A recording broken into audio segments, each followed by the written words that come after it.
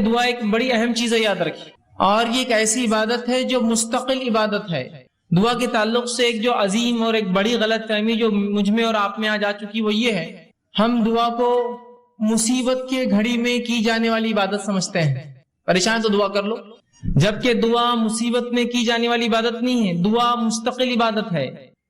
ایک عام فہم، عام مثال میں کہوں گا، ہم نے دعاؤں کو اسپیئر ویل سمجھ لیا گاڑی کا، جبکہ دعا اسٹیئرنگ ویل ہے۔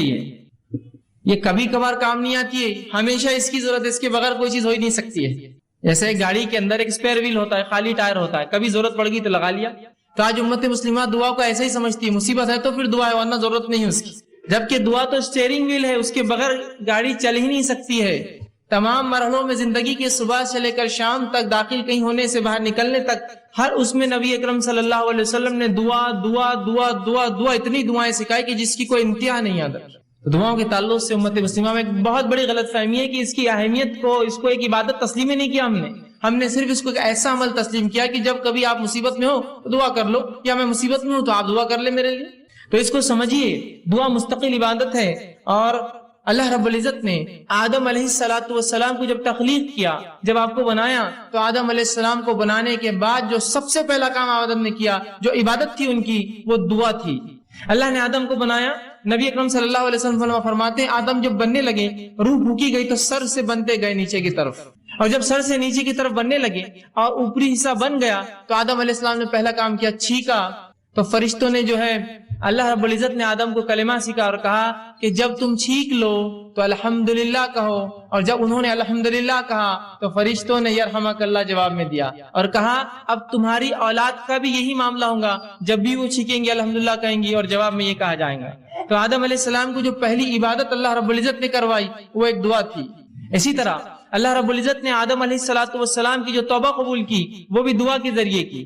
تو دعا ایک مستقل عبادت ہے، یاد رکھیے، یہ کبھی کبھار ہونے والا عمل نہیں، یہ ہمیشہ ہونے والا عمل ہے۔ اسی طرح تمام عبادتوں کے اندر دعا ایک ایسی عبادت ہے جس کے لیے نہ کوئی وقت ہے، نہ کوئی گھڑی ہے، نہ کوئی جگہ ہے، نہ کوئی حالت ہے کہ طہارت ہونا نہیں ہونا، نہ کوئی مقام ہے، بلکہ ایک ایسی مستقل مسلسل بترتیب ایک ایسی عبادت ہے جو آپ صبح شام دن رات طہارت بغیر طہارت کے کسی بھی حالت میں سوتے اور جاگتے اور لیٹے اور بیٹھے اور کھڑے سے اور مجمع میں اور انفرادی اور ہر اعتبار سے آپ کر سکتے، ایک ایسی مستقل جاہرانہ عبادت جو آپ کبھی بھی کر سکتے، کوئی وقت کی پابندی نہیں، کوئی مہینے کی پابندی نہیں، کوئی دن اور رات کی پابندی نہیں، کوئی جگہ کی پابندی نہیں، کوئی رکعت کسی چیز کی پابندی نہیں، ایک ایسی مستقل عبادت جو آپ کبھی بھی کر سکتے ہیں، ہر وقت کر سکتے ہیں، ایک ایسی زبردست چیز ہے۔ اسی طرح اگر سیرت النبی کا مطالعہ کرے، نبی اکرم صلی اللہ علیہ وسلم کی سیرت کا مطالعہ کرے، تو آپ صلی اللہ علیہ وسلم کی زندگی کی کوئی گھڑی،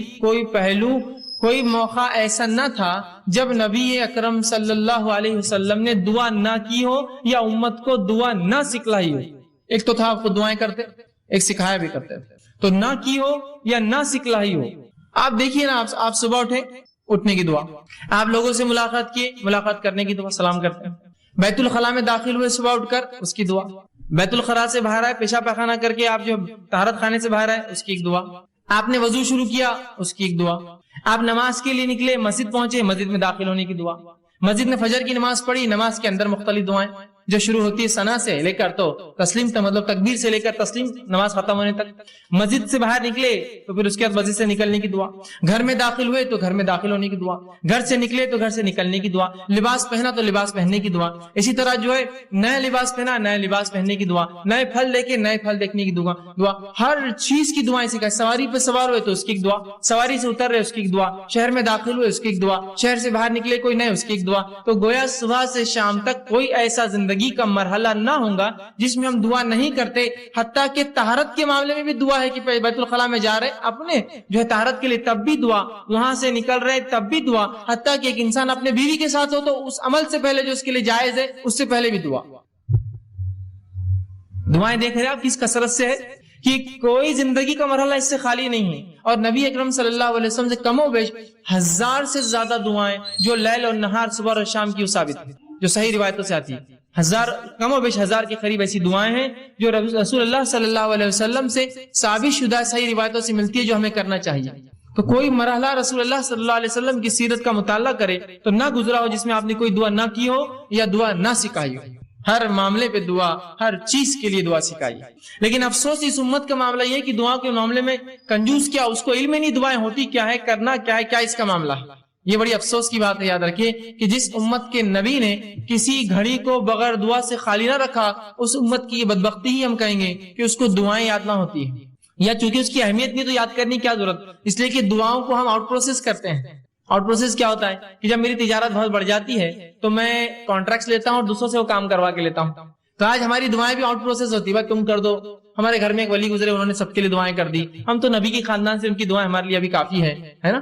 اس طرح سے ہم دعائیں دوسروں سے کرواتے ہیں، خود سے کرنے کوئی معمول نہیں. تو دعا یاد رکھی عبادت ہے. اور نبی اکرم صلی اللہ علیہ وسلم کی سیرت میں ہم دیکھتے ہیں آپ پوری زندگی ہر وقت دعائیں کرتے تھے. اسی طرح جو ہے اسلام کے دوسرے اعمال جو فرائض جس کو کہتے ہیں، نماز، روزہ، زکوٰۃ، حج، اگر اس کا مطالعہ بھی کرے تو یہ بھی ایک قسم کی دعائیں ہیں. نماز کیا ہے آپ کی شروع سے لے کر آخر تک مختلف دعاؤں کا مجموعہ. آپ حج کرنے جاتے ہیں، کیا کرتے ہیں حج کے اندر؟ کیا اعمال ہے آپ کے؟ طواف کر رہے تو دعا، صحیح کر رہے تو دعا، جو ہے میدان عرفہ میں ہے تو دعا، مزدلفہ میں تو دعا، جا رہے تو دعا. مطلب دعا ہی تو ہے حج پورا، دعا ہی تو ہے نماز پوری. تو یہ گویا فرائض بھی عبادت ہے.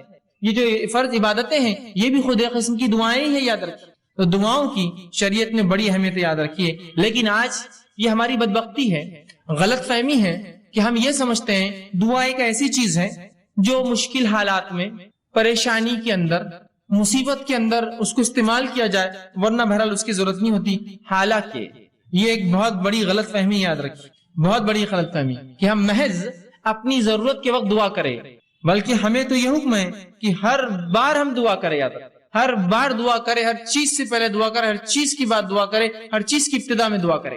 یہ غلط فہمی کو دور کیجیے کہ دعا کبھی کبھار مصیبت میں پھنس گئے، پریشانی میں پھنس گئے تو کرے، بلکہ دعا ایک مستقل جارحانہ ایک مومن کی زندگی کا عمل ہے جو وہ صبح شام اٹھتے بیٹھتے کھاتے پیتے، عبادتوں سے پہلے، عبادتوں کے اندر، عبادتوں کے بعد وہ جو ہے دعائیں کرتا ہے. اور اللہ رب العزت جو ہے دعاؤں کو قبول بھی کرتا ہے. ایک غلط فہمی یہ بھی ہوتی ہے لوگوں کو کہ یار میں نے اتنی دعا کی، ہم لوگ اتنی دعائیں کر رہے ہیں لیکن میری دعا قبول نہیں ہوتی. میں نے فلاں مسئلے کے لیے دعا کی، وہ چیز مجھے نہیں ملی. میں نے فلاں کام کے لیے دعا کی، وہ چیز کام نہیں ہوا. میں نے فلاں مسئلے کو فلاں کیا، آج تک وہ چیز نہیں ہوئی. یہ کیسی عجیب بات ہے کہ میں دعا تو کر رہا ہوں لیکن وہ چیز قبول نہیں ہوتی ہے، وہ چیز میری پوری نہیں ہوتی ہے، یا وہ کام میرا نہیں ہوتا ہے. پھر کیا فائدہ دعائیں کر کے؟ اور جب دعاؤں کا صحیح تصور اور دعا کیا ہے، ہم نے کیا سمجھا؟ دعا مصیبت کی ایک چیز استعمال کی. اب مصیبت حل نہیں ہوئی تو پھر دعا کر کے فائدہ کیا ہے؟ ہم نے دعاؤں کو یہ سمجھا کہ مصیبت کی گھڑیوں میں اللہ کو پکارنا یہ دعا ہے. اب اگر مصیبت میں نے پکارا اور وہ دعا کا جواب نہ آیا، جو مجھے نہ سمجھا، تو پھر فائدہ کیا ہے دعا کر کے جس کا جواب نہیں آتا، جو قبول نہیں ہوتی. اور پھر یہ سوچ کر انسان یا تو دعائیں کرنا چھوڑ دیتا ہے. دعائیں کرنا چھوڑنا تو پھر ٹھیک ہے، لیکن اللہ رب العزت سے جو بدزنی وہ شروع کرتا ہے، یار دعائیں قبول نہیں کرتا اللہ ہماری، فائدہ کیا کر کے؟ بدزنی مطلب اللہ سے بدزن ہو جاتا ہے اور یہ کہنا شروع کر دیتا ہے کہ دعائیں میری قبول نہیں ہوتی ہے یار، یا دعا کر کے فائدہ نہیں میری قبول نہیں ہوتی. یہ بہت خطرناک چیز ہے. یاد رکھیں پہلے غلط فہمی کی دعا مصیبت کی ایک چیز ہے، اس کے بعد اگر مصیبت دعا ہوئی دوسری چیز کی، پھر انسان یا تو دعائیں کم کر دیتا ہے یا تو دعا کرنا چھوڑ دیتا ہے. یہ کم اور چھوڑنا تو ٹھیک ہے، اللہ سے شکایتیں شروع کر دیتا ہے. کیسا اللہ میری دعا قبول نہیں کیا فائدہ یار دعا کر کے، اپنی قبول نہیں ہوتی تو کر کے کیا فائدہ؟ یہ سب سے خطرناک مرحلہ یاد رکھیے. اس میں انسان پھر جو ہے اس دائرے سے نکل جاتا ہے اور اکثر لوگ اس چکر میں جا کے شرک اور کفر تک پہنچ جاتے ہیں. کیسے انشاءاللہ آگے میں رکھوں گا. جبکہ اللہ رب العزت نے اپنی کتاب میں اعلان کیا کہ تم دعا کرو، میں تمہاری دعاؤں کو قبول کروں گا. جس طرح میں نے ایک آیت آپ کے سامنے خطبے میں 2 آیتیں تلاوت کی. ایک آیت سورہ غافر سورہ نمبر 40، اس کی آیت نمبر 60 میں نے تلاوت کی. اس میں اللہ فرماتا ہے، کہتا ہے وقال ربکم ادعونی استجب لکم، کہ تمہارا رب تم سے کہتا ہے، اللہ رب العزت کہتا ہے کہ تم اس سے دعا کرو، استجب لکم، میں تمہاری دعاؤں کو سنوں گا. کون کہہ رہا ہے یہ؟ اللہ کہہ رہا ہے تم دعائیں کرو اے مسلمانوں، میں تمہاری دعاؤں کو سنوں گا. استجب لکم ان الذین یستکبرون عن عبادتی، اور جو میری دعائیں نہیں کرتے، مجھ سے دعائیں نہیں مانگتے اور تکبر کی بنیاد پر نہیں مانگتے. جو اللہ فرماتا ہے یستکبرون عن عبادتی، جو دعاؤں کو نہیں کرتا تکبر کی بنیاد پہ، اور دعا عبادت چونکہ یہاں لفظ ہے ان عبادتی، جو دعاؤں کی شکل میں میری عبادت نہیں کرتا تکبر کی بنیاد میں، سیدخلون جہنم داخرین، ایسے شخص کو میں جہنم کے اندر ڈال دوں گا. سمجھ رہے بات کو کہ جو دعا نہیں کریں گے، تکبر کریں گے، دعا ایک عبادت ہے، تو اللہ فرما رہا ہے ایسے لوگوں کو اٹھا کر میں کہاں ڈال دوں گا؟ سیدخلون جہنم داخرین، ایسے لوگوں کو میں جہنم میں ڈال دوں گا۔ تو وہ اللہ دعا سنتا ہے، نہ کرنے والوں کو جہنم میں ڈالیں گا، تو کرنے والوں کی پھر ضروری اس کے لیے لازم ہے کہ وہ جواب دے، پھر اس کے نفس پہ لازم ہے، جب وہ کہہ رہا ہے مجھ سے کرو، نہ کرو گے تو جہنم میں ڈالوں گا، تو گویا تم کرو میں قبول کروں گا، یہ اس کا معنی ہے۔ دوسری آیت جو میں نے تلاوت کی سورہ بقرہ سورہ نمبر 2 آیت میں 186 اس میں اللہ نے فرمایا وَإِذَا سَأَلَكَ عِبَادِي عَنِّي فَإِنِّي قَرِيبٌ، کہ میرے بندے اے نبی تم سے سوال کرتے ہیں صلی اللہ علیہ وسلم، کہ میرے بندے سوال کرتے سَأَلَكَ عِبَادِي عَنِّي میرے بارے میں، فَإِنِّي قَرِيبٌ۔ اگر قرآن کا آپ اگر طرز دیکھیں، قرآن کا جواب دینے کا اگر انداز اور اسلوب دیکھیں، قرآن میں جب بھی رسول اکرم صلی اللہ علیہ وسلم سے سوال ہوا تو اللہ نے فرمایا وہ تم سے پوچھتے ہیں فلا کہہ دو قل، وہ تم سے پوچھتے ہیں چاند کے بارے میں، کہہ دو قل کے لفظ آتے ہیں۔ سبحان اللہ، اس آیت پہ غور کیجیے، اللہ نے فرمایا وَإِذَا سَأَلَكَ عِبَادِي، میرے بندے میرے بارے میں پوچھتے ہیں، فَإِنِّي قَرِيب، کہہ دو بھی نہیں کہا، رسول کو نکال دیا بیچ میں سے، فَإِنِّي قَرِيب، کہہ دو ان سے کہ میں قریب ہوں، نہیں کہا فَإِنِّي قَرِيب، میں قریب ہوں ان سے۔ مطلب گویا جملے اور الفاظ کے اعتبار سے اس کے اندر قالا کا لفظ بھی نہیں آیا کہ نبی تم کہہ دو قل ان سے، یا قال یہ تم ان سے کہہ دو کہ میں قریب ہوں۔ رسول اکرم صلی اللہ علیہ وسلم کو بھی وہاں سے نکال کر انی قریب سیدھا جواب دیا گیا۔ حالانکہ سورہ بقرہ اٹھائیے، سوالات کا ایک سلسلہ ہے سورہ بقرہ میں، ہر سوال کے بعد آتا ہے کہ آپ سے سوال کرتے ہیں قل ان سے جواب کہہ دو، قل ان سے کہہ دو، قل ان سے کہہ دو، کہ اس کا معنی یہ یہاں جب سوال ہوا کہ میرے بندے پوچھتے میرے بارے میں، تو رسول اللہ صلی اللہ علیہ وسلم کو قل بھی نہیں کہا، نکال دیا فانی قریب، سیدھا اتنا قریب ہوں کہ مجھے یہ بھی کہنے کی ضرورت نہیں ہے نبی آپ کہہ دو میں قریب ہوں۔ تو کہا وَإِذَا سَأَلَكَ عِبَادِي عَنِّي فَإِنِّي قَرِيبٌ، جب میرے بندے پوچھتے ہیں میرے بارے میں نبی آپ سے کہہ دو کہ میں ان سے قریب ہوں، اُجِیبُ الدَّعْوَةَ الدَّاعِ إِذَا دَعَانِ، اور جو بھی مجھ سے دعا کرتے ہیں میں ان کی دعاؤں کو قبول کرتا ہوں، ان کی دعاؤں کا جواب دیتا ہوں۔ اور فرمایا فَلْيَسْتَجِبُوا لِي، تو انہیں چاہیے وہ صرف میرے سے ہی دعا کریں، مجھے سے ہی مانگے، وَلْيُؤْمِنُوا بِي، اور مجھ پر ایمان لائے، لَعَلَّكُمْ يَرْشُدُونَ، شاید کہ وہ ہدایت یافتہ ہو، شاید کہ وہ رشد و ہدایت پر قائم رہے۔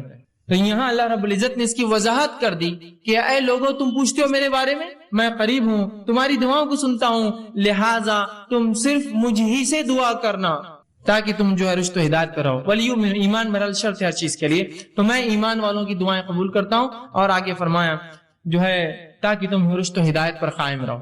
تو یہاں اس آیت نے وضاحت کر دی۔ اسی طرح رسول اللہ صلی اللہ علیہ وسلم نے فرمایا اور کہا، جامع ترمذی کی روایت آپ نے فرمایا ان الدعاء هو العبادہ، دعا عبادت ہے، عبادت ہے دعا، یاد رکھیں۔ اسی طرح فرمایا جامع ترمذی کی یہ بھی روایت ہے الدعاء مخ العبادہ، دعا عبادت کا مغز ہے، یہ عبادت کا مغز ہے۔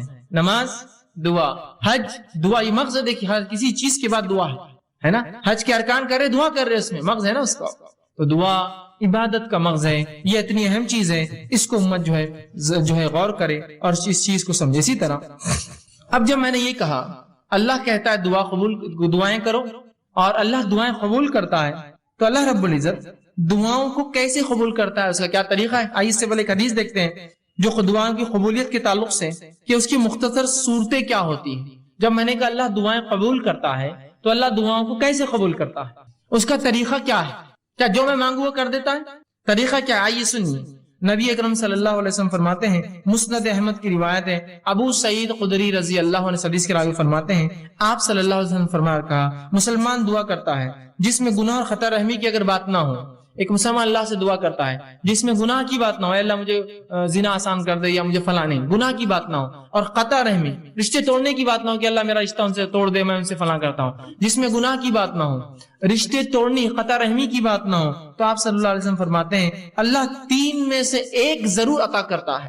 جب بندہ اللہ سے دعا کرتا ہے جو گناہ کی نہ ہو، پہلا شرط، دوسرا قطع رحمی رشتے توڑنے کی نہ ہو، تو اللہ 3 میں سے کوئی 1 کام اس کے ساتھ کرتا ہے۔ غور سے سنیے تاکہ وضاحت ہو جائے کہ اللہ دعائیں بولتے ہیں نا حسن قبول نہیں کرتا ہے، تو کیا کرتا ہے؟ سنیے 3 میں سے کوئی 1 کام۔ پہلا، دعا کے مطابق خواہش پوری کر دیتا ہے، اے اللہ مجھے فلاں گاڑی چاہیے، گاڑی مل گئی، دعا کے مطابق خواہش پوری کر دی۔ اے اللہ مجھے فلاں گھر چاہیے، گھر مل گیا، دعا کے مطابق خواہش پوری کر دی۔ اے اللہ مجھے فلاں جو خاتون سے نکاح کرنا ہے، دعا کے مطابق آپ کو کر دیا، وہ چیز آپ کو عطا کر دی۔ اے اللہ میرے والدین کو صحت عطا فرما، دعا کے مطابق صحت عطا ہو گئی۔ تو جو مانگتا ہے مل جاتا ہے، پہلی شکل۔ دوسری صورت دعا قبول ہونے کی سنیے، آپ فرماتے ہیں دعا کو آخرت کے لیے اٹھا کے ذخیرہ بنا دیتا ہے۔ دعا کو اللہ لے لیتا ہے اور اٹھا کر آخرت میں ذخیرہ بنا دیتا ہے، اینڈ ٹائمز کا سٹاک، مرنے کے بعد کی زندگی کے لیے ایک سٹاک بنا کے رکھ دیتا ہے، آخرت کا ذخیرہ بنا دیتا ہے۔ اور تیسرا فرماتے ہیں دعا کے برابر مصیبت کو ٹال دیتا ہے۔ دعا کے برابر آپ نے دعا مانگی اللہ مجھے گاڑی دے، اب بولیں گاڑی نہیں ملی مجھے، دعا کے برابر مصیبت ٹال دی، ہو سکتا ہے گاڑی لیتے آپ ایکسیڈنٹ ہو کے مر جائے، دعا کے برابر مصیبت ٹال دی، گاڑی نہیں دلائی، آپ دعا کے برابر مصیبت ٹال دی تو آپ کی دعائیں اللہ نہیں قبول کر کے در حقیقت قبول کر رہا ہے، وہ اس کا بدلہ دے رہا ہے آپ کو۔ مطلب مجھے لگ رہا ہے کہ یہ چیز میرے لیے اچھی ہے، پتا چلا اس میں تو میرے لیے شر تھا، اللہ نے بچا لیا، بعد میں الحمدللہ میں بچ گیا، ورنہ وہ چیز لے کے پھنس جاتا ہوں، سمجھے آپ؟ تو نہیں قبول کر کے قبول کرتا ہے آپ کی دعا وہ۔ تین شکلیں، پہلی ہو بہو جو مانگا عطا ہوا، دوسری شکل آخرت کے لیے توشہ ذخیرہ بنا کے اعمال میں رکھ دیا، تیسری شخص دعا کے برابر مصیبت ٹال دی جاتی ہے۔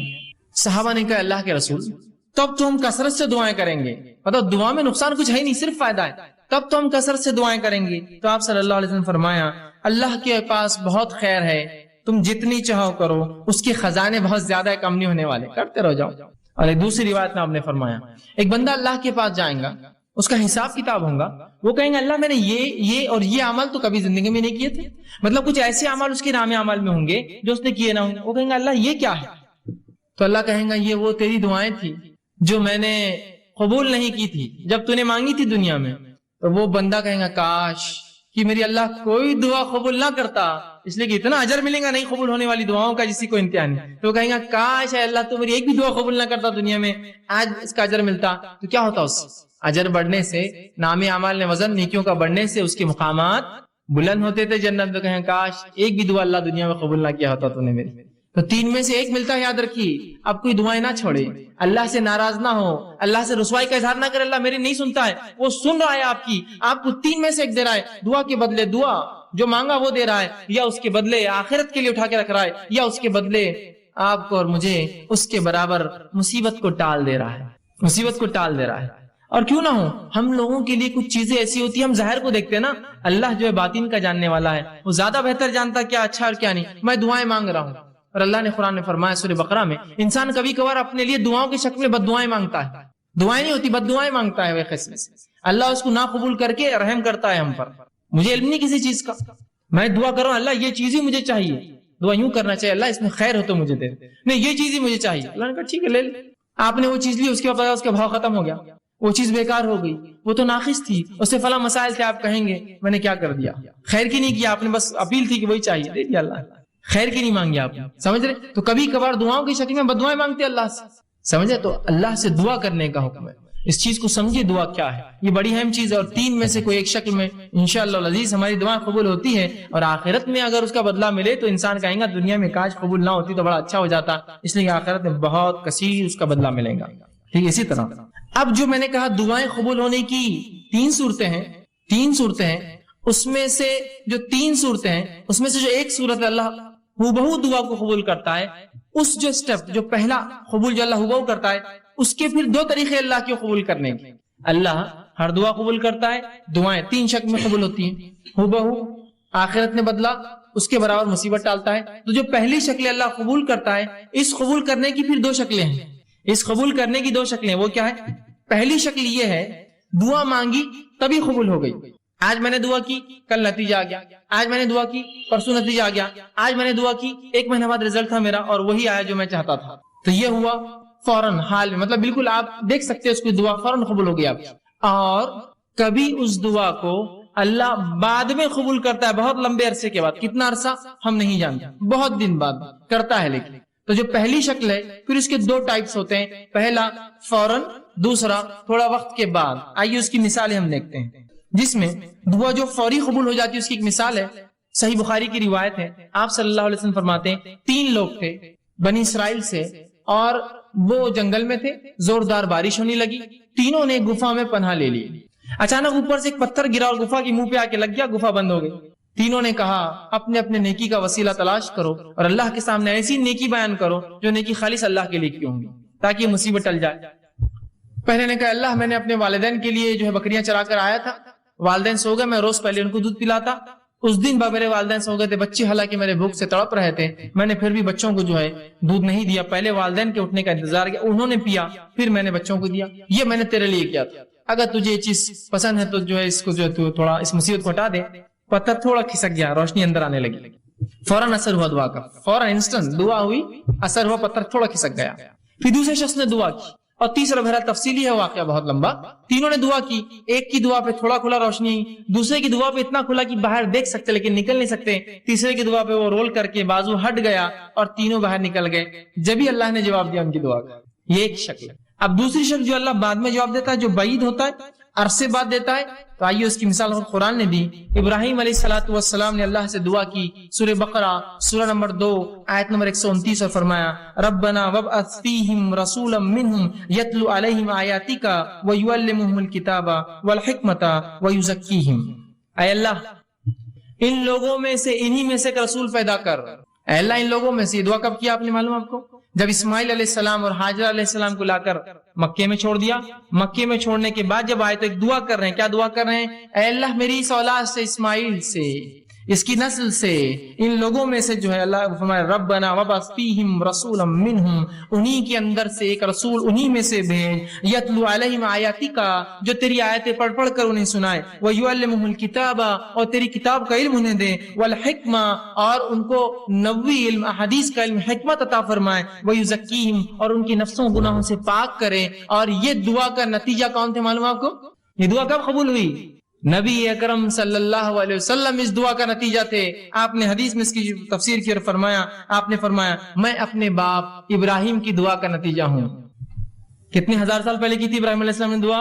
قبول کب ہوئی؟ وہ انہی میں سے رسول آیا، آخری نبی عرب تھے، اسماعیل علیہ السلام کے نسل تھے، لیکن ہزاروں سال بعد دعائیں رائے گا نہیں جاتی ہے، اثر لاتی ہی اثر ہو فوراً یا بعد میں، اور بعد کی فوراً کی مثال بھی رکھ دی، بعد کی مثال بھی رکھ دی آپ کے سامنے۔ تو اللہ کے رسول ابراہیم علیہ السلام کی دعا قبول ہوئی، ہر دعا قبول ہوتی ہے، میری آپ کی بھی ہوتی ہے، لیکن فوراً نہیں ہوئی، کئی ہزار سال بعد اسی نسل میں اسماعیل علیہ السلام سے ایک نبی آئے۔ دعائیں خوب دیجیے، خوب دعائیں دیجیے، یہ دعائیں پتہ نہیں کب اثر لائیں، کتنے نسلوں بعد لائیں گی۔ ابراہیم علیہ السلام کی دعا ہزاروں سال بعد رنگ لائی، 3000 3.5 4,000 سال بعد دعائیں کرنا چاہیے، اس کے بڑے فضائل یاد رکھیے۔ تو 3 شکلوں میں سے پہلی شکل کی 2 قسمیں ہیں کہ فوراً اور دیر سے، لیکن یاد رکھیے اللہ رب العزت دعا قبول کرتا ہی ہے، دعا کبھی رائے گا نہیں جاتی۔ کبھی اپنی دعاؤں سے مایوس مت ہوئیے کہ میں نے دعا کی اور قبول نہ ہوئی۔ اسی طرح جو شخص جو ہے حاجت طلبی کے جو ہے ذریعہ دعاؤں کو سمجھتا ہے، اور جب حاجت اس کی پوری ہوگی سمجھتا ہے دعا غنیمت ہے، وہ شخص ایسا سوچ کر جو ہے بہت بڑی غلط فہمی کرتا ہے، اور اس کی وجہ سے بہت سارے غلط اس کے نتائج نکل جاتے ہیں۔ اور ایسا شخص جو یہ سمجھتا ہے کہ دعا ایک ایسی چیز ہے کہ اس کے کرنے سے میری حاجت پوری ہوں گی، اور بعد میں عام حالت میں دعا نہیں کرتا، اس شخص کی مثال ایسی ہے کہ ایک آدمی جہاد کے لیے جائے اور اس کی نیت و مال غنیمت ملے مجھے، تو کیا ایسے شخص کو جہاد کا ثواب ملتا ہے؟ جو جہاد کی نیت جائے اور یہ سوچے مال غنیمت کے لیے جائیں گے اپنے جہاد میں، چلو بہت پیسہ ملتا ہے، جتنے بار فلاں ہوتا۔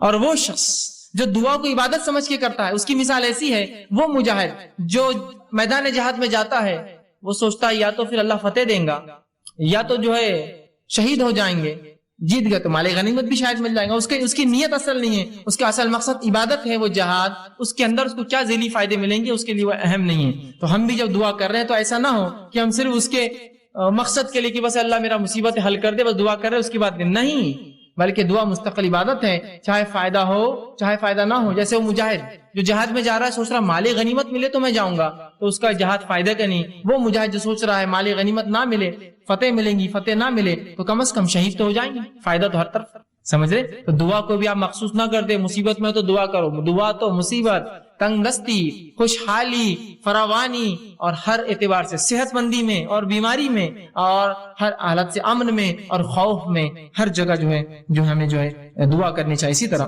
دعا ایک بہترین ہدیہ ہے، یاد رکھیے دعا ایک بہترین تحفہ ہے جو ایک دوسرے کو ہم دے سکتے ہیں۔ لیکن ہمارے پاس ایک غلط فہمی، کیا غلط فہمی ہے؟ دعا صرف بوڑھے لوگ دیتے۔ تو اگر میں آپ سے کہوں اللہ آپ کو جو اچھا رکھے، اور کتنے بڈھے ہو گئے فیض میں، اللہ آپ کو اچھا رکھے، ارے فیض بھی آپ اتنے بڈھے نہیں نا، دعائیں دے رہے ابھی سے۔ تو ہم یہ سمجھتے ہیں دعا صرف بوڑھے لوگ دے سکتے ہیں، اور الحمدللہ اس امت میں سب جوان مرتے ہیں، بوڑھا کوئی ہوتا ہی نہیں ہے نا۔ دیکھیے کہاں کوئی بوڑھا ہوتا ہے، انسان کی 60 سال 70 سال زندگی گزر لیکن کالا کر کے گھوم رہا ہے، ٹی شرٹ صاف ٹی شرٹ اور اپنا دکھاتے ہوئے بالکل کالے بال ہے, بتانا چاہ رہا ہے ابھی تو میں جوان ہوں بھائی, کہاں میرے چکر میں جا رہے تھے, جوان ہوں, بوڑھا مت سمجھو مجھے, بچے ہیں میرے بڑے لیکن پھر بھی میں جوان ہوں, ہے نا. تو بوڑھے کہاں ہوتے ہیں, اور دعا چونکہ بوڑھے لوگ دیتے ہیں تو ہمارے پاس تو کوئی بوڑھا ہوتا ہی نہیں, ہے نا. اور مرد تو بھی ایک دوسرے کو دعا دیتے ہیں, عورتیں تو کبھی دعا دیتی ہی نہیں ایک دوسرے کو. فرض سلام کا جواب دینے بھی کتراتی ہے تو دعائیں تو دور کی بات ہوتی ہے نا. اگر کوئی ایک خاتون کو دوسری خاتون کر دے السلام علیکم, بولتی ہے تم نے ہم کو سلام کیے, بولتی ہے کیوں, پہچانتے ہم کو نہیں, ادھر لینے آنے والے کے بعد میں نہیں, ایسا بھی نہیں. اچھا بچوں کے پورے رشتے ہو گئے ہمارے, بیٹا ضرورت نہیں تمہارے سلام کی ہم کو.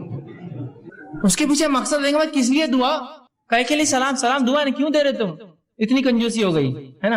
اور عورتیں بھی بوڑھی نہیں ہوتی تھی, اس لیے کوئی ہوتا نا, پہلے ایک زمانہ تھا دعائیں دیتے تھے, عورتیں کثرت سے دعائیں دیتے, آج کوئی نہیں تھا, اس لیے کہ دعائیں بوڑھے لوگ دیتے, اور اس امت میں ماشاءاللہ سب جوان مرتے, بوڑھا کوئی ہوتا نہیں ہے, تو لہٰذا دعا کی ضرورت نہیں. دعا دیجئے, کثرت سے ایک دوسرے کو دعا دیجئے, دعا ہدیہ ہے ایک دوسرے کو جو ہم دیتے, تحفہ ہے, کچھ نہیں دے سکتے, دعا تو دے سکتے ہیں نا. دوسرے ہدیوں کو پیسہ لگتا ہے, جیب خرچ ہوتا ہے, کچھ مت کیجئے, دعائیں تو دیجئے اچھی اچھی. ان میں ہرگز یہ کہنا نہیں چاہ رہا تحفے دیجیے مت, صرف دعائیں دیجیے, لیکن دعائیں دیجیے لوگوں کو, یہ بہترین ہدیہ ہے. نبی اکرم صلی اللہ علیہ وسلم جب صحابہ کچھ اچھا کام کرتے اسلام کے لیے اور دین کے لیے, شریعت کے لیے, دعائیں کا تحفہ دیتے. چونکہ آپ کے پاس مال و دولت کہاں تھی اتنی, جو آتی خرچ کر دیتے, دعائیں دیتے فوراً. عثمان ابن عفان رضی اللہ عنہ نے جنگ تبوک میں خوب مال خرچ کیا, اللہ کے رسول نے خوب دعائیں دی ان کو, خوب دعائیں دی. ہدیہ ہے, دیجیے دعائیں دوسرے کو, سلام کی شکل میں, سلام سے ہٹ کی مصیبتوں کی دور کرنے کی شکل میں, یا مختلف دعائیں جو آپ کو لگے اس کی پریشانی میرے بھائی, میری بہن کی, میرے دوست کی, میرے رشتے دار کی, خوب دعائیں دیجیے ایک دوسرے کو. اور یہ دعاؤں کا چلن بالخصوص ہم دیکھتے ہیں ہند پاک میں بر صغیر بہت کم ہے, چونکہ ہمارا تصور کچھ اور ہی ہے. ایک غلط فہمی کی بنیاد پر ہم دعا نہیں دیتے, کیوں تو میری دعا کہاں اللہ سنتا, میری کہاں قبول ہونے والی, دعاؤں کا معاملہ نہیں. لیکن آپ جائیں گے اگر اہل عرب کو آپ دیکھیں گے تو ماشاءاللہ ان میں آج بھی دعاؤں کا بڑا سلسلہ ہوتا ہے. کوئی بھی عرب سے آپ ملیے اتنی دعائیں دیں گے آپ کو, کیسے ہے, گھر کے حال کیا ہے, اللہ اچھا رکھے, اللہ برکت دے, اللہ تیرے مال میں برکت دے, بچوں میں برکت دے, خوب چلتی. اس کی 5 منٹ دعائیں چلتے رہتی ہیں. پھر جاتے وقت 5 منٹ دعائیں, 2 منٹ کی اصل بات تھی, میں کام سے آیا تھا, 5 منٹ دعائیں پہلے, 5 منٹ بعد دعائیں چلتے رہتی ہے. اس کی جانے جانے دعا کرتے رہیں گا اس کو, اللہ اچھا رکھے, فی امان اللہ, دعائیں کرتے رہیں گے. دعاؤں کو رکھیے, اس کو چلن معمول بنا دیجیے, اپنی زبانوں کو تر رکھیے دعاؤں سے ایک دوسرے کے لیے. کچھ نہیں تو کم از کم لفظی تو کنجوسی مت کیجیے, ایک دوسرے کو خالی دعائیں دینے میں کیا جاتا ہے, دعاؤں کو خوب یاد کیجیے, ایک دوسرے کو خوب دعائیں دیجیے. عربی نہیں آتی ہے کوئی مسئلہ نہیں, اردو میں بولیے, کوئی عربی میں ہی کرنا شرط نہیں ہے. دعا جو سنت سے ثابت دعائیں اس کو عربی میں ہی کرنا, اس کا اصل ثواب تو تبھی ہے, لیکن نہ یاد ہو تو کم از کم اردو میں تو بول سکتے ہیں نا, اللہ اچھا رکھے, خوش رکھے, برکت دے, یہ تو اتنا تو بول سکتے ہیں نا. نہیں دعا دینے میں بہت شرم آتی, کیوں گالیں دینے میں شرم نہیں آتی تم کو کبھی, صرف دعا میں ہی شرم, تم کو پورے دینی کام میں شرم اور حیا اور سب آتی ہے. نماز پڑھو تو شرم آ رہی, دعا دو تو شرم آ رہی, یہ کرو تو شرم آ رہی, اذان دو تو شرم آ رہی, باقی سب ننگے دھڑنگے کاموں میں ہم کو شرم نہیں. کھل کر ڈٹ کر سڑک پہ کھڑ رہ کے پچکاریاں مار رہا, اس کو شرم نہیں آیا, کیا دعا نہیں بہت شرم آتی, دعا اچھا نہیں دکھتا ہے اتنے بڑے لوگ دعا دینا, یہاں پچکارے مارنے کی شرم نہیں آتی تم کو. تو جہاں شریعت ہے وہاں شرم اور حیا لالی, اور جہاں شرم و حیا ہونا تھا کہ سڑک پہ کھڑے کہ شرم کرو, تھوک رہے ہو تم سڑک پہ, ویسے سڑک پہ تھوکنا بھی درست نہیں, بیچ میں بازو جانا چاہیے, اور اس پر ایک گندی چیز کھا کے تھوکتے ہو جس سے دھبے لگتے ہیں عمارتوں پر, زمین خراب ہوتی ہے. اب ہمیشہ کہتا ہوں امت ہوتا ہے نا, امت مسلمہ کے اگر نوجوان کچھ جمع ہو جائے, کچھ افراد جمع ہو جائے اور جب وہاں سے چلے جائے تو آپ پہچان سکتے ہیں یہ مسلمان نوجوان جمع ہوئے ہوں گے وہ پچکاریوں کے دھبوں سے. جانور کا ریوڑا اگر رات میں کہیں رکے اور نکل جائے تو اس کی غلاظت سے پہچانتے نا, یہاں جانور رات میں رکے تھے, تو ویسا آپ پہچان لیں, ہاں مسلمان برابر آئے تھے, یہاں برابر دکھ رہا ہے, پوری میری دیوار خراب ہو گئی, گاڑیوں پہ پچکاریاں پڑی ہوئی ہے, فلاں چیز بھی انہوں نے خراب کر دی, اندازہ لگائی. تو شرم کیجیے برے چیزوں میں, اچھی چیزوں میں آگے بڑھیے, پہل کیجیے دعائیں دینے میں. تو دعائیں کوئی بوڑھے اور جوان کا مسئلہ نہیں, مرد اور عورت کا مسئلہ نہیں ہے, دن اور رات کا مسئلہ نہیں ہے, عرب اور عجم کا مسئلہ نہیں ہے, عربی اور غیر عربی کا مسئلہ نہیں ہے. خوب دعائیں دیجیے ایک دوسرے سے, دعائیں تحفہ ہے, ہدیہ ہے ایک دوسرے کو. ٹھیک اسی طرح دعا مومن کا زبردست ہتھیار ہے, جو آج کا میرا عنوان تھا, دعا مومن کا ہتھیار. دعا مومن کا ایک اسپرچول ویپن ہے, یہ ایک ایسا ہتھیار ہے کہ جب پوری دنیا آپ کا ساتھ چھوڑ دیتی ہے, یہ ہتھیار آپ نکالتے ہیں. یہ چیز آپ کے پاس ہمیشہ لگی ہوئی, ایک زبردست ہتھیار, یہ مومن کا ہتھیار ہے. ہر مصیبت, ہر پریشانی اور ہر وقت جب دنیا آپ کی پوری بھی مکمل خلاف کھڑی ہو جائے, یہ ہتھیار آپ نکالیے, یہ ویپن آپ نکالیے اپنا, جو آپ کی مدد کریں گا. اللہ رب العزت نے اس تعلق سے سورہ نحل سورہ نمبر سورہ نمل سورہ نمبر 27 آیت نمبر 62 فرما کہا, امن یجیب المضطر اذا دعوا ویکشف السوء ویجعلکم خلفاء الارض وآلہم. پھر آگے اللہ فرماتا ہے خلفاء الارض، اور فرمایا بھلا کون ہے جو بے قرار کی دعا قبول کرتا ہے جب وہ اسے پکارتا ہے؟ کیا فرمایا اللہ نے؟ بھلا وہ کون ہے جو بے قرار کی دعائیں، جب انسان پریشان، تنگ دست، مصیبت زدہ ہوتا ہے تو کون ہے اس بے قرار انسان کی دعائیں سنتا ہے؟ تو دعا میرا اور آپ کا ہتھیار ہے، اور ایک ایسا زبردست ہتھیار کہ جو آپ ہر وقت استعمال کر سکتے ہیں، اور مصیبت میں یہ ہتھیار تو بالکل آپ کا سب سے بالکل آخری ساتھی یسوع کہتے ہیں آپ کے ساتھ ہوتا ہے، اور اللہ ہر کسی کی دعائیں سنتا ہے، جس کے تعلق سے اگر آپ واقعہ دیکھیں تو اللہ رب العزت نے یونس علیہ السلام کا واقعہ آتا ہے کہ یونس علیہ السلام سے ایک خطا ہوئی۔ خطا یہ ہوئی کہ آپ نے جب اللہ نے اس بستی پر عذاب لانے کا سوچا تو آپ نے سوچا اب دعوت پہنچا کے کیا فائدہ، نکل جاتا ہوں بستی سے۔ نکل کر چلے گئے، جب کشتی میں سوار ہو کے شہر سے جا رہے تھے، ہوا یوں کہ لوگوں نے کہا کہ ایک طوفان آ رہا ہے اور طوفان سے بچنے کے لیے کشتی کو ہلکا کرنا پڑے گا، خرہ ڈالیں گے، لوٹ ڈالیں گے، جس کا نام آیا اس کو کشتی سے باہر پھینک دیا جائے گا۔ خرہ ڈالا گیا، یونس علیہ السلام کا نام نکلا، یونس علیہ السلام کا نام نکلا، لوگوں نے اٹھا کر کشتی سے پھینک دیا۔ جو ہی آپ کشتی سے گرے ایک بڑی مچھلی نکل کر آئی اور یونس علیہ السلام کو نگل لیا، نگل کے سمندر کے اندھیروں میں چلے گئی، وہ لے کر گہرائیوں میں چلے گئی یونس علیہ السلام کو لے کر۔ آپ تنہا ہے، مچھلی کے پیٹ میں ہے، مذاق نہیں یاد رکھیے، تنہا ہے، مچھلی کے پیٹ میں ہے، بڑی مچھلی ہوں گی بہت بڑی، اور مچھلیاں بہت بڑی ہوتی، مچھلی کے پیٹ میں ہے، کوئی سننے والا نہیں، وہاں کوئی دیکھنے والا نہیں۔ اس اندھیرے سے یونس نے آواز دی اپنے رب کو اور کہا، اللہ پر رب العزت نے اس بات کو اپنی کتاب میں سورہ انبیاء سورہ نمبر 21 آیت میں 87 اور 88 فرما کہا، فنادى في ظلمات ان لا الہ الا انت سبحانک انی کنت من الظالمین۔ یونس نے اس اندھیرے سے اپنے رب کو آواز دی ظلمات سے کہ لا الہ الا انت سبحانک، اے اللہ تیرے علاوہ کوئی ذات نہیں ہے، عبادت کے لائق تیرے علاوہ کوئی الہ نہیں ہے، انی کنت من الظالمین، میں گناہگار تھا۔ تو اللہ رب العزت نے یونس کی اس ظلمات سے آواز کو سنا اور نکال دیا یونس کو ظلمات سے باہر۔ تو اللہ رب العزت سب کی سنتا ہے، مانگنا تو آئے۔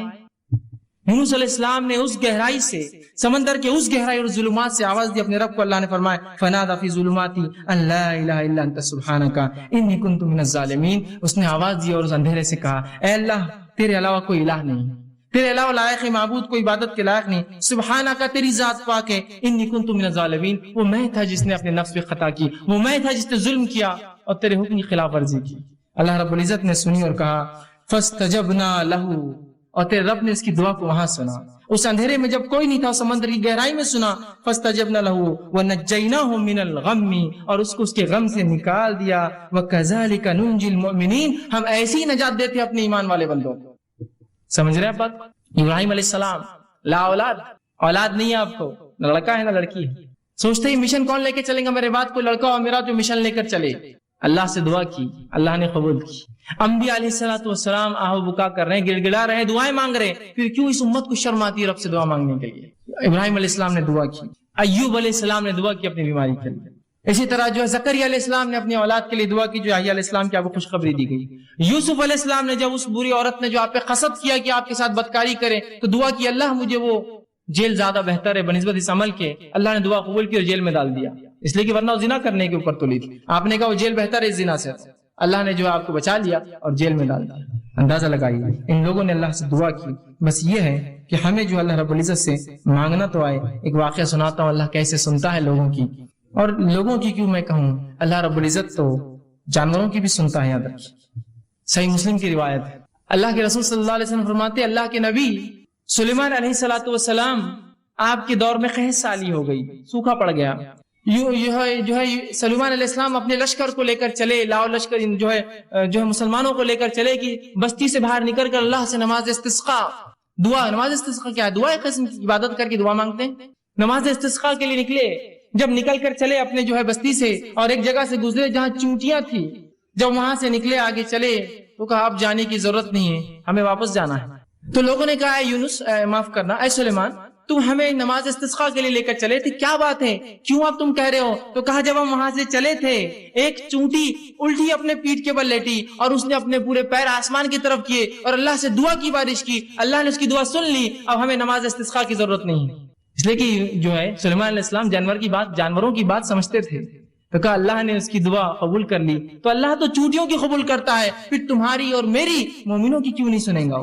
وہ چونٹی کو اللہ کی ولی نہیں تھی اور کوئی بزرگ نہیں تھی، جانور ہے وہ، اللہ اس کی بھی سنتا ہے۔ بس مانگنا تو ہے اپنے رب سے، رب سننے کے لیے ہی تو بیٹھا ہے اوپر، ورنہ اللہ نہ سنیں گا تو کس سے مانگیں گے بندے؟ بتاؤ مجھے، اگر وہ ذاتی سننا بند کر دے جو سننے والی اور سمیع ہے تو میں کس سے پھر دعائیں مانگوں؟ اور جب لوگوں نے یہ سوچا کہ وہ ذات سنتی نہیں ہے تو پھر لگے انسانوں کے در پہ مانگنے کے لیے.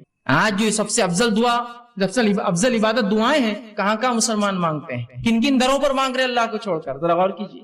یہ غلط فہمی ہے، اس کی بنیاد ہے کہ اللہ سنتا نہیں، ہماری سنتا نہیں، گنہگاروں کی سنتا نہیں، وہ تو صرف بزرگوں کی ولیوں کی سنتا ہے. اور ایسے فالتو قسم کے عقیدے، اور ان عقیدے کو میں فالتو لفظ کہنا بھی بہت فالتو سمجھتا ہوں.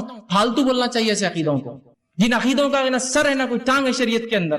جس شریعت نے آپ کو سب کو اختیار دیا دعائیں کرنے کا، پتہ نہیں کس نے شریعت سے اس کے دعاؤں کا اختیار چھین کے کہا یہ تو ریزرویشن ہے ہمارے لیے، ہم کر سکتے ہیں دعا تمہارے لیے، ہم سے مانگو تو ہم پھر تم کو دیتے ہیں. ابھی اللہ تک کہاں جاتے ہو؟ ہم تک تو آ جاؤ، پھر اللہ تک جانا دعائیں مانگنے. اس قسم کی باتیں کہہ کر مجھے اور آپ کو ایک افضل عبادت سے آج کاٹ کر رکھ دیا. اسی طرح جو ہے دعا کے بارے میں جو غلط فہمی ایک بہت بڑی وہ یہ ہے، لوگوں میں جو پائی جاتی ہے وہ یہ ہے، اللہ صرف نیکوکاروں کی سنتا ہے، گناہگاروں کی نہیں سنتا ہے. اللہ صرف نیک لوگوں کی، بزرگوں کی، پیروں کی، فقیروں کی سنتا ہے، اور وہ جو ہے سب کی نہیں سنتا، گناہگاروں کی نہیں سنتا. اور ہم تو گناہگار ہیں، آپ تو گناہگار ہیں، ہم تھوڑی دعا کر سکتے ہیں اللہ سے. یہ یاد رکھیے ایک بدترین عقیدہ ہے شریعت میں. اس عقیدے کا کوئی جو اصول اور کوئی وزن نہیں ہے، یاد رکھیے. اور جب انسان یہ سوچ لیتا میری دعائیں تو میں نیک نہیں ہوں، اور ہر انسان گناہگار ہے، میں نیک نہیں ہوں تو اللہ میری دعا نہیں سنیں گا، لہٰذا کسی پیر، فقیر، بزرگ، ولی، اچھی شخصیت، نبی کسی کو پکڑنا ہوں گا اور ان کے ذریعے جانا ہوں گا اس دعاؤں کے لیے. جب یہ عقیدہ لے لیتا ہے اور شریعت کا عقیدہ چھوڑ دیتا ہے تو وہ 3 کام کرنا شروع کر دیتا ہے. پہلا کام کیا کرتا ہے؟ بندہ اللہ سے اپنا تعلق ختم کر لیتا ہے اور پیروں اور فقیروں کا محتاج بن جاتا ہے. اللہ سے تعلق کٹ. اب یہی ذریعہ ہے ہماری دعاؤں کی قبولیت کی. دوسرا کام یہ کرتا ہے بزرگوں کو خوش کرنے کے لیے، ان کو عاجز کرنے کے لیے، ان کو اپنے طرف متوجہ کرنے کے لیے نظریں اور نیاز اور کھانا اور پلانا، اور مرنے کے بعد جو ہے ان کے آستانوں کے اوپر چڑھاوے چڑھاتا ہے کہ وہ خوش ہو جائے، خوش ہو جائے. زندگی اگر زندہ ہے تو خوب کھلاتے اور پلاتے ہیں. بزرگ کے ہاتھ بھی دھو کے پی رہے ہیں، افسوس اس امت کو عقل تو ہو، پیر دھو کر بھی پی رہے ہیں. سبحان اللہ. بزرگ ہے نا، اللہ تو اب سننے والا نہیں. پہلے عقیدہ بنا لیا ایک فالتو، میری زبان میں فالتو والا، اور اس کے بعد اب لگے ان کو خوش کرنے. اللہ سے تعلق ختم، ان کو خوش کر رہے، نظریں اور نیاز، زندہ ہے تو اور مردہ ہے تو. اور اس کے بعد تیسرا کام کرتے ہیں، جب یہ سوچ لیتے ہیں کہ اللہ نہیں سنتا ہماری، ہم گناہگار ہیں، تیسرا کام کرتے ہیں دعا قبول ہونے کے لیے بزرگوں کو وہ مقام دے دیتے ہیں جو اللہ کا مقام ہے. نہیں، ان تک ہی جانا پڑے گا، ان کے بغیر دعا قبول نہیں ہوتی، اور انہی کو راستہ بنا لیتے، اللہ کو مکمل ترک کر دیتے ہیں. جبکہ اللہ رب العزت نے اس کا اعلان کیا، وقال ربکم ادعونی استجب لکم، جو میں نے آیت پڑھی تھی، تمہارا رب تم سے کہتا ہے، ہمارا رب ہم سے کہہ رہا ہے اے لوگو کہ مجھ سے دعا مانگو، استجب لکم، میں تمہاری دعا کو قبول کرتا ہوں. ان الذین یستکبرون عن دعا، اور جو تکبر کرتے ہیں عبادتی، میری اس عبادت میں کی دعا نہیں کرتے تو میں انہیں اٹھا کر جہنم میں ڈال دوں گا. یہاں یہ کہا کیا؟ نیک لوگوں تم دعا کرو، تم دعا نہیں کروں گا تو اٹھا کے جہنم میں ڈال دوں گا. کیا کہا؟ سب کے لیے. وقال ربکم ادعونی استجب لکم، تم سب سے رب نے ہم سب سے کہا اے لوگو تم اپنے رب سے دعا کرو، وہ تمہاری دعاؤں کو قبول کرتا ہے، اور جو تکبر کی بنیاد پہ دعا چھوڑ دیں گا جہنم میں ڈال دیں گا. تو یہاں کہا اے پیرو، اے فقیرو، اے نیک لوگو تم دعا کرو، اے بد لوگو تم دعا مت کرو، تمہارے لیے نہیں ہے دعا. سب کے لیے آیت ہے، یہ کامن ہے، بالکل ظاہر آیت ہے، بالکل واضح. اور ترمذی کی ایک روایت ہے، آپ صلی اللہ علیہ وسلم فرمایا جو شخص اللہ سے دعا نہیں کرتا اللہ اس سے ناراض ہو جاتا ہے. یہاں کہا یہ کہا کہ تم تو گناہگار ہو تم مت کرو، جو نیک لوگ دعا نہیں کرتے اللہ ان سے ناراض ہو جاتا ہے. کوئی بھی انسان اللہ سے دعا نہ کرے اللہ ناراض ہو جاتا ہے. اور اللہ گناہگاروں کی بھی سنتا ہے اور نیکوکاروں کی بھی سنتا ہے. معلوم ہے نیک لوگوں کی بھی سنتا ہے اور گناہگاروں کی بھی سنتا ہے. آئیے مثالیں لے لیجئے. مثالیں تو لوگوں کا جو عقیدہ ہے اللہ گناہگاروں کی نہیں سنتا اور نیکوکاروں کی پوری سنتا ہے، تو میں آپ کو دلیل دیتا ہوں، اللہ گناہگاروں کی بھی سنتا ہے، نیکوکاروں کی بھی سنتا ہے، گناہگاروں کا بھی انکار کرتا ہے، نیکوکاروں کی بھی نہیں سنتا ہے کبھی. تو بڑے بڑے انبیاءوں کی نہیں سنی اللہ نے. مثالیں لے لیجیے. آئیے سب سے پہلے سورہ رعد سورہ نمبر 13 آیت نمبر 36 اور 38 میں اللہ فرماتا اور کہتا ہے ربی قال انظرنی الی یوم یبعثون. اور جب شیطان کو اللہ نے جنت سے نکالا اس نے کہا اے میرے رب فانظرنی الی یوم یبعثون، مجھے مہلت اور ڈھیل دی جائے ان انسانوں کے دوبارہ اٹھائے جانے تک، آدم کی اولاد کے دوبارہ اٹھائے جانے تک. کس نے مانگی دعا؟ شیطان نے. جانتے نا تمام گناہوں کا سبب دنیا میں جو ہے وہی بنتا ہے، لوگوں کو بہکا رہا ہے، پھسلا رہا ہے، گناہ کروا ہے نا. سب سے گناہ کار ہے نا، اللہ کا نافرمان ہے. ابھی کہاں سے نکالا جا رہا ہے؟ جنت سے نکالا جا رہا ہے. کیا بول رہا ہے لیکن اللہ سے؟ اے اللہ مجھے دوبارہ اٹھایا جاتا ہے، مہلت دی جائے. اللہ نے کیا بولنا چاہیے تھا؟ ہمارے اصول کے مطابق چل بھاگ، بزرگ کے ذریعے سے آیا، سیدھے آ کے بات کر رہا میرے سے، بھاگ. گناہ گار ایک تو، اور سیدھے دعا، ہمت تیری اتنی. ہمارے اصول کے مطابق تو یہ ہونا چاہیے تھا نا، جا کسی نبی کے وسیلے سے آ، جا کسی پیر فقیر کے وسیلے سے آ، سیدھے آ کے دعا مانگ رہا ہے، شیطان کہیں کا، ابلیس کہیں کا، بولنا چاہیے تھا نا ہمارے اصول کے مطابق۔ اللہ کیا جواب دیتا؟ سنیے، تو شیطان جانتا تھا اس نے نافرمانی کی اللہ کی، لیکن اس کے پاس عقیدہ تھا کہ تو اللہ رب العزت کے پاس جنت میں تھا، اس کو پورا عقیدہ معلوم شریعت، وہ جانتا تھا اللہ ہی سنتا ہے، سیدھے سنتا ہے، میں گناہ گار ہوں بھی تو سنے گا میری۔ تو اللہ رب العزت نے جواب دیا، قال فإنك من المنذرين، جا تجھے چھوٹ دی گئی، جا تجھے چھوٹ دی گئی۔ کب تک؟ انسانوں کے دوبارہ اٹھائے جانے تک۔ جا، یہ نہیں کہا کہ جا کر پیر فقیر کے وسیلے سے آ، آدم کے وسیلے سے آ، محمد صلی اللہ علیہ وسیلے سے آ، فلاں سے آ، نہیں، سیدھا کہا جا تجھے ڈھیل دی گئی، برا ہے، گناہ گار ہے، اللہ سیدھی سن رہا ہے اس کی۔ آئیے اب وہ واقعہ سنیے جو اللہ نیکوکاروں کی بھی نہیں سنتا، جو سب لوگ کہتے ہیں نہیں پیر فقیر کے اللہ کبھی ٹالتا ہی نہیں، پیر فقیر تو چھوڑ دیجئے، یہاں انبیاءوں کی نہیں سننا ہے اللہ نے۔ آئیے سنیے واقعہ، اللہ رب العزت سورہ ہود سورہ نمبر 11 آیت نمبر 45-46 میں اللہ نے فرمایا، اور نوح علیہ السلام سے کہا، نوح میں تیری آل کو اس طوفان سے بچا لوں گا۔ جب طوفان آیا ان کا بیٹا جو جا کر دور چلا گیا، نوح علیہ السلام نے کہا بیٹا کشتی میں سوار ہو جا، آج کوئی بچنے والے نے کہا اے والد میں بہت اونچے مقام پر چلا جاؤں گا، اور یہ بات اور مکالمہ چل ہی رہا تھا، ایک زوردار لہر آئی اور وہ بیٹا بہہ کر چلے گا پانی میں۔ نوح علیہ السلام کو اللہ نے کیا کہا تھا؟ اے نوح جو ہے میں تیرے گھر والوں کی حفاظت کروں گا، اور یہاں بیٹا ڈوب گیا، بیٹا گھر سے ہوتا ہے نا کسی کے، اس کے گھر والا تھا، تو نوح علیہ السلام نے اللہ سے گزارش کی اور دعا کی اور فرمایا انی اعوذک ان تکون من الجاہلین۔ جب دعا کی اور کہا اللہ جو ہے میرے بیٹا تو میرے گھر والوں میں سے تھا، تو اللہ نے جواب دیا انی اعوذک ان تکون من الجاہلین، اے نوح میں تجھے نصیحت کرتا ہوں جاہل لوگوں کی جیسی باتیں نہ کرنا، اس لیے کہ تیرا بیٹا ایمان نہیں لایا لہذا تجھ سے نہیں ہے، وہ ایمان نہیں لایا تھا۔ تو یہاں کس کی دعا اللہ نے رد کی؟ اے نوح جاہلوں میں سے مت ہو جانا، نصیحت کرتا ہوں تجھے آئندہ ایسی بات میرے سامنے نہیں کرنا۔ اور نوح نے اس کے بعد اللہ سے توبہ کی، اللہ کہا میں گناہگار، میں توبہ کرتا ہوں تجھ سے، میں نے غلط دعا کی تھی۔ کس کی دعا رد کی؟ یہ اللہ کے پہلے رسول ہے نوح علیہ السلام، رد کر دی۔ آئیے دوسرا واقعہ، صحیح بخاری کی روایت، ابراہیم علیہ السلام نے اللہ سے دعا کی اللہ میرے والد کو جو کہ کفر پر مرے تھے، اے اللہ ان کو جنت عطا کرنا، جہنم میں۔ اللہ ان کی دعا مانی نہیں، سنی ان کی دعا، اور روزے کی قیامت حدیث میں آتا ہے ان کے والد کو ان کے سامنے اٹھا کر جہنم میں ڈال دیا جائے گا۔ کہاں سنی؟ اتنے بڑے نبی، ابو الانبیاء، نبیوں کے باپ کہلاتے ہیں آپ، ابو الانبیاء بعد ترک کر دیا اللہ نے۔ آئیے صحیح مسلم کی روایت ہے، آپ صلی اللہ علیہ وسلم، آپ کا مقام تو ہم سب جانتے ہیں، آپ صلی اللہ علیہ وسلم دعا کی صحیح مسلم، اللہ میری قوم کو، امت مسلموں کو اچانک جو ہے سیلاب کے ذریعے نہ مارنا، پچھلی قوم میں جیسا مری تھی گناہ کی وجہ سے، اچانک جو ہے قحط سالی سے نہیں مارنا، سوکھے سے نہیں مار دینا، اور آپس میں ان کے جنگیں نہ ہو، اختلافات نہ ہو۔ اللہ رب العزت نے دو قبول کی کہ تیری امت ایک ساتھ قحط سالی میں نہیں مریں گی، غرق ہو کر نہیں مریں گی، لیکن وہ اختلاف ہونا اور جنگ نہ ہونا، یہ دعا میں رد کرتا ہوں۔ کس نے دعا کی تھی؟ نبی اکرم صلی اللہ علیہ وسلم۔ اللہ نے کیا قبول کیا؟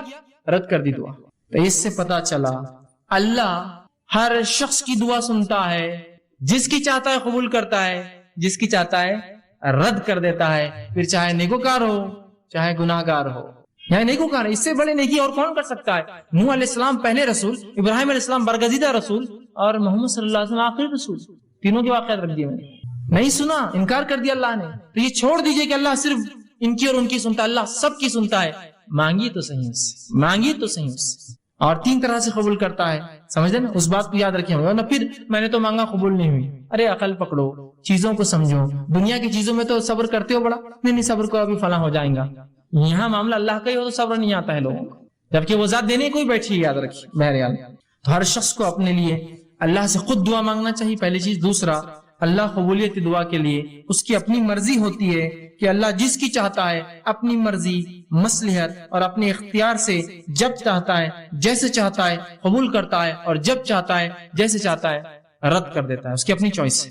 اس معاملے میں کوئی پوچھ نہیں سکتا اسے اللہ کیوں، سمجھا اب بات؟ لیکن ہمارا کام ہے دعا کرتے رہنا۔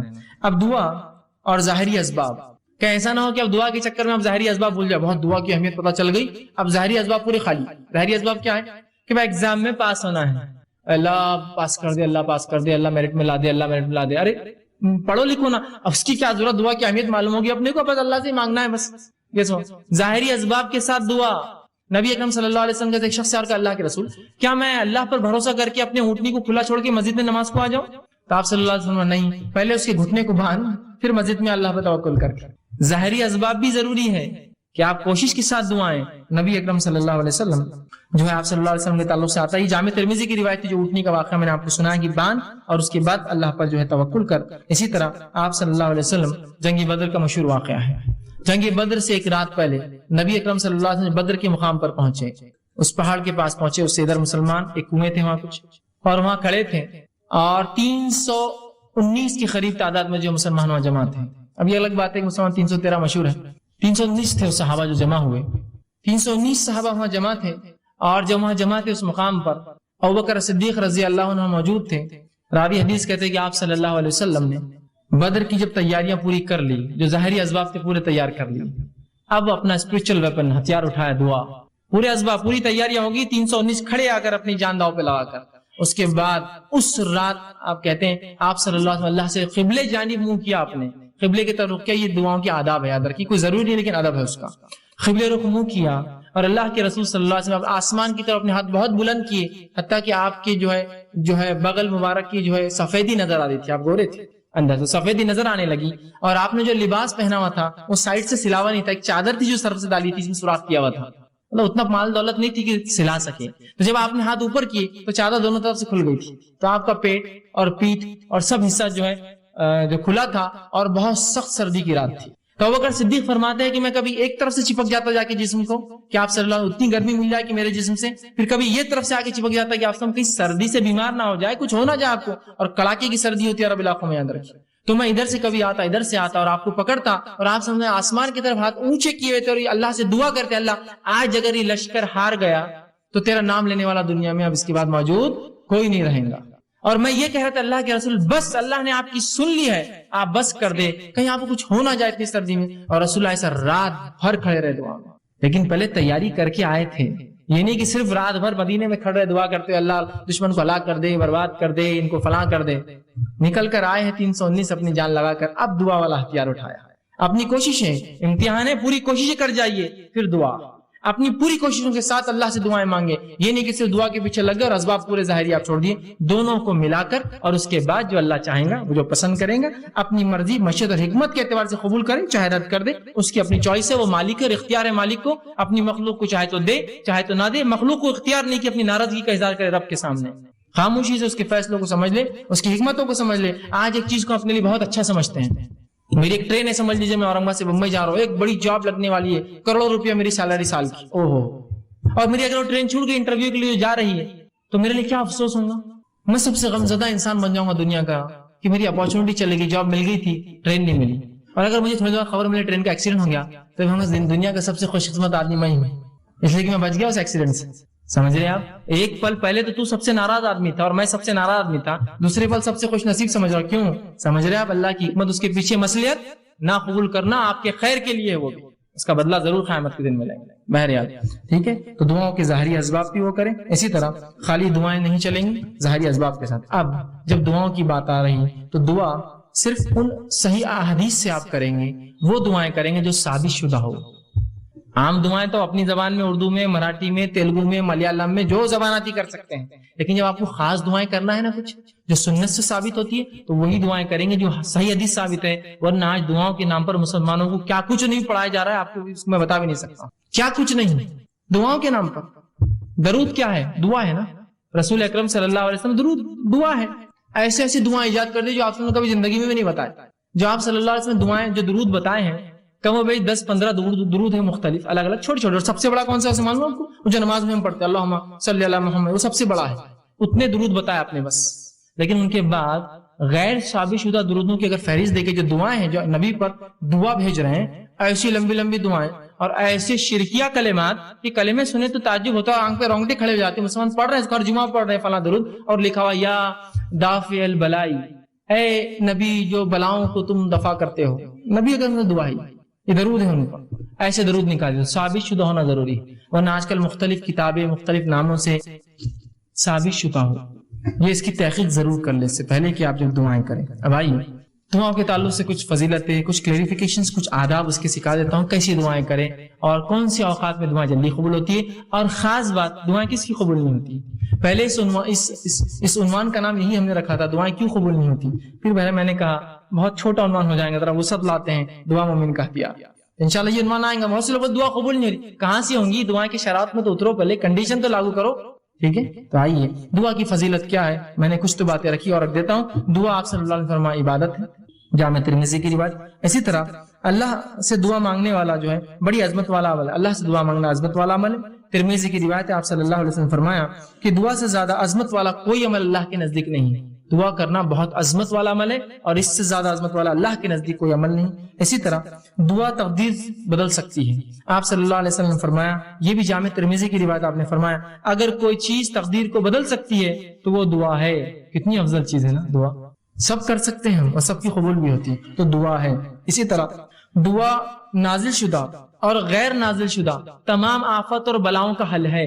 آپ صلی اللہ علیہ وسلم فرماتے ہیں, یہ جامع ترمذی کی روایت, آپ نے فرمایا اور کہا جو ہے دعا نازل شدہ آفات اور جو ابھی نازل نہیں ہوئی سب کے لیے نفع بخش ہے. لہٰذا اے اللہ کے بندو دعا ضرور کرو. مطلب جو بلائیں تم پر نہیں آئی اور جو بلائیں آئی ہوئی ہیں دونوں کو ٹالنے کا حل راستہ کیا ہے؟ دعا کرو. یہ نہیں کہا کہ اے امت مسلمہ کے ولیوں تم دعا کرو, سب سے کہا نا. اگر خاص ہوتی دعا کہ اللہ گناہگار کی نہیں سنتا تو کہتے نا کہ اے امت مسلمہ کے نیک لوگوں تم دعا کرو, اس لیے کہ جو بلا اتری ہے اور جو اترنے والی ہے وہ سے ٹل جاتی ہے. نہیں کہا نا, تم سب دعا کرو. ٹھیک ہے, ہم سب سے کہا. اسی طرح دعا کرنے والے کو اللہ کبھی محروم نہیں رکھتے. دعا کے لیے ہاتھ اٹھانا یہ مسنون ہے, سنت طریقہ یاد رکھیے. آپ ہاتھ اٹھانا چاہیے دعا کے لیے, لیکن ہاتھ بہت لمبے لمبے نہیں پھیلانا, سوائے اس کے کہ آپ صلی اللہ علیہ وسلم جب ہاتھ اٹھاتے تو ہاتھ نزدیک ہوتے, ملے ہوئے ہوتے. حدیث میں آتا ہے ہاتھ ملے ہوئے ہوتے. ٹھیک ہے, اور جب آپ اشد بہت شدت ہوتی تو ہاتھ کو دور نہیں کرتے. وہاں پر شدت کی دعا ہاتھ کھولتے جاتا ہو نہیں. جب آپ شدت سے دعا کرتے تو ہاتھ اوپر کی طرف جاتے. جتنی شدت ہوتی دعا ہوتی کہ بدر میں آپ نے ہاتھ اتنے اوپر کیے تھے کہ آپ کے بغل نظر آ رہے تھے, اور بارش نماز استسقاء میں آپ اتنے اوپر ہاتھ کرتے الٹے کرتے کہ آپ کا بغل نظر آتا. تو دعا کی شدت جتنی زیادہ ہوں گی آپ ہاتھ اتنے اوپر اٹھائیں گے اللہ کی طرف, اوپر کی طرف. یہ عاجزی کی علامت ہے. اور ظاہر سی بات ہے بندہ ہاتھ اٹھا رہا ہے مطلب کچھ مانگ رہا ہے, ایک بھکاری کی حیثیت سے کھڑا ہے. ٹھیک ہے, عاجزی کی علامت ہے. میں یہ بھی نہیں کہوں گا کہ ہاتھ کھلے رکھنے دعا نیچے گر جاتی, ایسا نہیں ہے.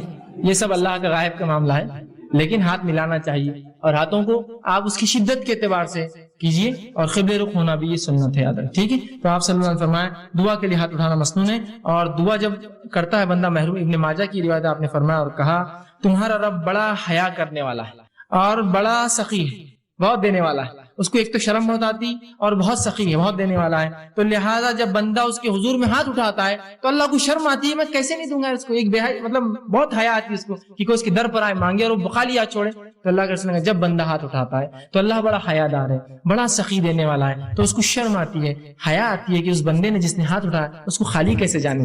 تو کچھ نہ کچھ ضرور ڈالتا ہے آپ کی جھولی میں, یاد رکھیے. یا تو چیز کے بدلے چیز, دعا کے بدلے اس کے بدلے آخرت میں ثواب, یا اس کے بدلے ایک مصیبت ٹالتا ہے, اس لیے کہ اس کو حیا آتی ہے آپ کو لوٹانے کے اندر. ٹھیک ہے, تو ہاتھ اٹھانا بڑا سنت ہے اور اللہ دعا. اسی طرح جو ہے دعا کے تعلق سے جو بات آتی ہے اس کے کچھ آداب ہیں, ان آداب کا بھی لحاظ رکھیں. ان آداب کا ہم لحاظ نہیں رکھیں گے تو ہو سکتا ہے دعا جو آپ کہتے قبول نہیں ہو رہی ہے, ہم کو لگ رہا ہے اس کا ہو سکتا ہے. آئیے سنیے دعا مانگنے کے لیے جو ادب رکھنا. جامع ترمذی کی روایت ہے, ایک شخص آیا, 2 رکعت نماز پڑھی, نماز کے بعد اس نے دعا کی اے اللہ میری مغفرت کر, مجھ پر رحم کر, اور اس کے بعد چلا گیا. آپ نے کہا اس کی قبول نہیں ہوئی. صحابہ نے کہا اس کی قبول نہیں کیوں؟ تو آپ نے فرمایا جب دعا کرو تو سب سے پہلے اللہ کی حمد و ثنا کرو, تعریف بڑائی بیان کیجیے اللہ کی. سورہ فاتحہ ہے, سورہ اخلاص ہے, اللہ کی حمد و ثنا.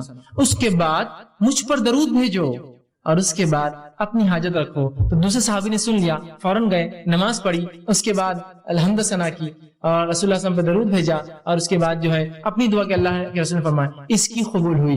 یہ ادب ہے دعا کا, یاد رکھیے. نہیں کوئی ضروری نہیں کہ آپ جلدی میں ہو, مصیبت میں تو آپ سیدھے پکارے اللہ کو, لیکن جب آپ اطمینان سے دعا کر رہے ہیں تو ضرور اس ادب کا لحاظ رکھیے کہ پہلے اللہ کی حمد و ثنا, نبی اکرم صلی اللہ علیہ وسلم پر درود, اپنی حاجت اس کے بعد رکھیے, اور اس کے اندر بالخصوص اپنی مغفرت کے ساتھ شروع کیجیے, اللہ میری مغفرت, اس کے بعد میرے فلاں فلاں. ٹھیک. اسی طرح دعا جامع ہو, کم الفاظ والی ہو, اور 2 ٹوک ہو, ڈائریکٹ ٹو پوائنٹ ہو. جامع سمجھتے آپ, کم الفاظ والی. آپ صلی اللہ علیہ وسلم لمبے لمبے الفاظ پسند نہیں کی دعا میں, خوب لمبے لمبے اشعار پڑھ رہے, یہ پڑھنے. جامع ہو, جیسا کہ ایک شخص جو ہے وہ دعا کر رہے تھے اور کہتے اللہ مجھے جنت دے, جنت کے سیدھے ہاتھ پہ اتنے درخت دے, جنت کے الٹے ہاتھ پہ اتنے درخت دے, جنت کی تو ان کے والد نے کہا آپ صلی اللہ علیہ وسلم نے ہمیں منع کیا تھا ایسی دعاؤں کے تعلق سے، ایسی تفصیلی جامع دعا کرو جنت دے. اب جنت میں سب کچھ مل جائے گا نا، یہ خامخواہ کیوں کر رہے تم اتنے جھاڑ ادھر اتنے جھاڑ ادھر، یہ اللہ خود دے دیں گے سب. اور جہنم سے پناہ مانگنا تو صرف یہ دعا کرو اللہ جہنم سے پناہ دے. اتنی تفصیلات کیوں کہ جہنم کی یہ پناہ دے اور وہاں سے پناہ دے، صرف آپ کر لیجیے خالی. سمجھ رہے بات کو؟ تو جامع ہو، لمبے لمبے الفاظ، تفصیلی نہ ہو، جامع ہو. اللہ جنت دے، جنت کی نعمتیں خود مل جائیں گی نا ساتھ میں. اس کو کیا آپ کو ضرورت بولنے کی اتنے جھاڑ اتنے حوریں اتنے فلاں اتنے گھر اتنے پیسے، ضرورت ہی نہیں ہے نا. جنت مل گئی، سب کچھ آ گیا. جہنم سے بچ گئے، سب کچھ ہو گیا.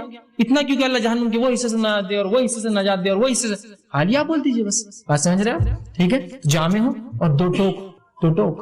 یہ دعا کوئی نہ کرے اللہ تو بہتر سمجھے تو دے. یہ دعا درست نہیں. کیوں؟ اللہ پہ کوئی اتھارٹی ہے کہ جو بہتر سمجھے گا اور نہیں سمجھے گا؟ اس کے پاس تو پوری ملکیت ہے، وہ تو دے ہی سکتا ہے. آپ مانگیے کیا مانگنا ہے آپ کو، بولیے اپنے ڈور اللہ یہ چیز مجھے خیر ہے تو دے دے، ختم. تو چاہے تو خیر دے دے، یہ کوئی آپشن نہیں. اللہ کے اوپر کیا کوئی باس ہے اس کا جو اس کو وہ کرے گا کہ تو چاہے تو مطلب وہ کسی سے پوچھے؟ ڈائریکٹ اپنے دو ٹوک الفاظ میں کیجیے اللہ یہ چیز خیر ہو تو دے دے، بس ختم. دو ٹوک ہو، مضبوط الفاظ ہو، جامع الفاظ ہو، کم الفاظ ہو اور اپ ٹو دا پوائنٹ ہو دعا اپنی. اور یہ نہیں کہ اللہ کو آپشنز کے ساتھ تو خیر تو بہتر سمجھے تو دے، بلکہ آپ نے کہا سیدھے اپ ٹو دا پوائنٹ آپ کے اللہ اگر خیر ہو تو یہ چیز مجھے دے دے، شر ہو تو اس سے محفوظ، ختم ہو. دو ٹوک الفاظ میں کہے، یہ نہ کہے صحیح بخاری کی روایت یہ نہ کہے کہ جو اللہ تو چاہے تو، بلکہ اللہ کے اوپر کوئی بڑا نہیں، اس کا حاکم نہیں ہے کوئی، وہ خود سنتا ہے، لہٰذا دو ٹوک الفاظ میں دعا کرو. اسی طرح دعا مانگتے ہوئے دعا کی قبولیت کا آپ کو یقین رکھنا ہوگا دل میں. جب آپ شخص سے دعا کریں گے نا ہوتی نہیں ہوتی چلو کر لیں گے، لیکن اب دعا نہیں ہوتی قبول آپ کی، اب نہیں ہوتی، چونکہ آپ ایسی بارگاہ میں جا رہے ہیں جو اتنا غنی ہے جو کسی کو لوٹاتا نہیں ہے، اور وہاں جاتے ہیں فقیر یہ سوچے کہ ملے گا نہیں ملے گا چلو مانگ لیتے ہیں، پھر نہیں ملتا. مانگنے والے کو بالکل ڈٹ کر جانا چاہیے کہ اس دربار سے کوئی واپس نہیں جاتا. یہاں تو بھر دے جھولی کس کس سے چالو ہے، اور وہ نہیں بھرے گا تو رب کس کو کیسے وہ کریں گے، وہ تو دینے ہی والا ہے. تو آپ یقین کریں کہ دعا قبول ہونے والی میری وہ 3 شکلوں میں، وہ یاد رکھیں ہمیشہ. اور پھر دو ٹوک الفاظ میں کیجیے، یقین کے ساتھ کیجیے اللہ قبول کریں گا. اور دعا پوری توجہ اور یکسوئی سے کیجیے.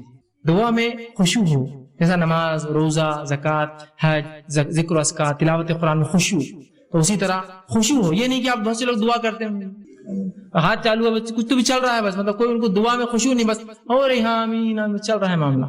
خشوع کے ساتھ، عاجزی، انکساری کے ساتھ، یکسوئی کے ساتھ. یہ جامع ترمذی کی روایت ہے، آپ نے فرمایا اللہ تعالیٰ سے قبولیت کے مکمل یقین کے ساتھ دعا کرو، اور یاد رکھو اللہ تعالیٰ غافل اور بے دھیان دل کی دعا نہیں سنتا اور قبول نہیں کرتا. غافل بے دھیان دل بس کر رہے اللہ بس میرے والدین کو فلاں کر دے، یہ غافل ہے. آپ ادھر دیکھ رہے ادھر دیکھ رہے، یہ کام کیسا چل رہا وہ کیسا ہو رہا، مسجد میں کیا کیا ہو رہا، گھر میں کیا کیا ہو رہا ہے نا، تو پھر دعا قبول نہیں ہوتی. اسی طرح دعا کے ادب میں یہ ادب بھی ہے، دعا مانگنے سے قبل اپنے گناہوں کا اعتراف کیجیے اللہ کے سامنے. یہ حاکم کی روایت ہے، آپ صلی اللہ علیہ وسلم فرمایا جب بھی تم اللہ سے دعا مانگو تو اپنے گناہوں کا پہلے اقرار کرو، اللہ میں گناہ گار ہوں، میں خطا کار ہوں، مجھ سے گناہ اور خطا ہوئے، لیکن تو میرا رب ہے، اس گناہ اور خطاؤں کے بعد بھی مجھے یقین ہے تو میری دعا سنے. تو اپنے گناہوں کا اعتراف کیجیے اور پھر اپنی حاجت مسائل اس کے سامنے رکھیں. ٹھیک ہے، تو گناہوں کا اعتراف یہ ضروری ہے. ٹھیک، اسی طرح خاص دعاؤں کے لیے آپ 3 بار بھی دہرا سکتے ہیں. خاص دعاؤں کے لیے اسپیشل جو آپ کی دعائیں ہوں کچھ تو آپ 3 بار دہرائیے، اس کی سنت ہے، یہ اس کا ادب بھی ہے. آپ صلی اللہ علیہ وسلم کے ساتھ ابن ماجہ کی روایت ہے، آپ نے جنت طلب کی اور جہنم سے پناہ مانگا 3 بار کا، اللہم صلی اللہ علیہ وسلم ونعوذ بک من النار 3 بار کا. یہ تو بہت اہم دعا ہے نا، جنت پانے کی، جہنم سے بچنے کی. تو اس سے پتا چلا آپ ایسی دعاؤں کو جو بڑی اہمیت کی ہے 3 بار دہرانا کر، اللہ میری مغفرت کر، اللہ میری مغفرت کر. یہ امپورٹنس کے لیے اور یہ سنت ہے. آپ سے جب بھی کوئی اہم دعا کرتے 3 مرتبہ الفاظ کے، جیسے عثمان ابن عفان کو دعا دی تھی 3 بار کی تھی. ایک سے امپورٹنٹ تھا نا، اس لیے کہ جنگ تبوک میں مال لا کے دیا تھا جب کوئی دے نہیں رہا تھا. ٹھیک ہے، 3 بار. اسی طرح یہ ابن ماجہ کی روایت. اسی طرح جو ہے جامع ترمذی کی روایت ہے، آپ نے فرمایا اور کہا کسی دوسرے کے لیے دعا مانگنے والے کو پہلے اپنے لیے دعا کرنی چاہیے پھر دوسرے کے لیے مانگنا چاہیے.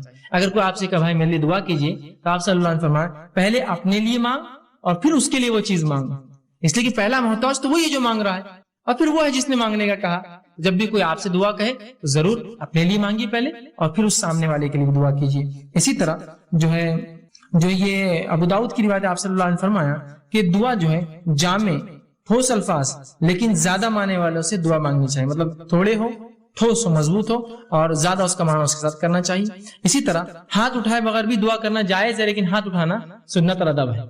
ہاتھ اٹھائے بغیر بھی کر سکتے ہیں، جیسے کہ آپ صلی اللہ علیہ وسلم نے نماز کے اندر تشہد کے اندر دعائیں کی، اس میں ہاتھ تھوڑی اٹھا سکتا آدمی. نماز کے تشہد میں، نماز کی مختلف ارکان میں تو بغیر ہاتھ اٹھائے کی، تو بغیر ہاتھ اٹھائے کی بھی کر سکتے ہیں، ہاتھ اٹھا کے بھی کر سکتے ہیں. اسی طرح جو ہے دعا سننے والے کے لیے آخر میں آمین کہنا چاہیے. جو دعا سنے، جب کوئی دعا کرے آپ سن رہے تو آمین کہنا چاہیے، اس لیے کہ آمین کہنا یہ جو ہے اے اللہ قبول کر کے معنی میں ہے. صحیح مسلم کی روایت ہے، آپ نے فرمایا جب بندہ اللہ سے دعا کرتا ہے تو فرشتے آمین کہتے ہیں، اس کے لیے وہ دعا کر کے آمین کہتے ہیں. تو پتہ چلا فرشتے دعا پر آمین کہتے ہیں، مطلب ہم لوگ بھی جب دعا کوئی کرے تو آمین کہنا چاہیے اس کے اوپر، لیکن دعا گناہ کی نہ ہو اور خطے تعلق کی نہ ہو. یہ دو دعاؤں پہ نہیں کہنا چاہیے، چونکہ یہ دونوں دعائیں مانگنا غلط بھی، اللہ قبول بھی نہیں کرتا. کہ گناہ کی کوئی دعا یا خطے تعلق، جیسا کوئی دعا کرا اللہ لڑکی کے لیے بھاگنا آسان کر دے، اسے لوگ کرتے ہیں ایسی دعائیں ہوتے ہیں نا ایسی دعائیں.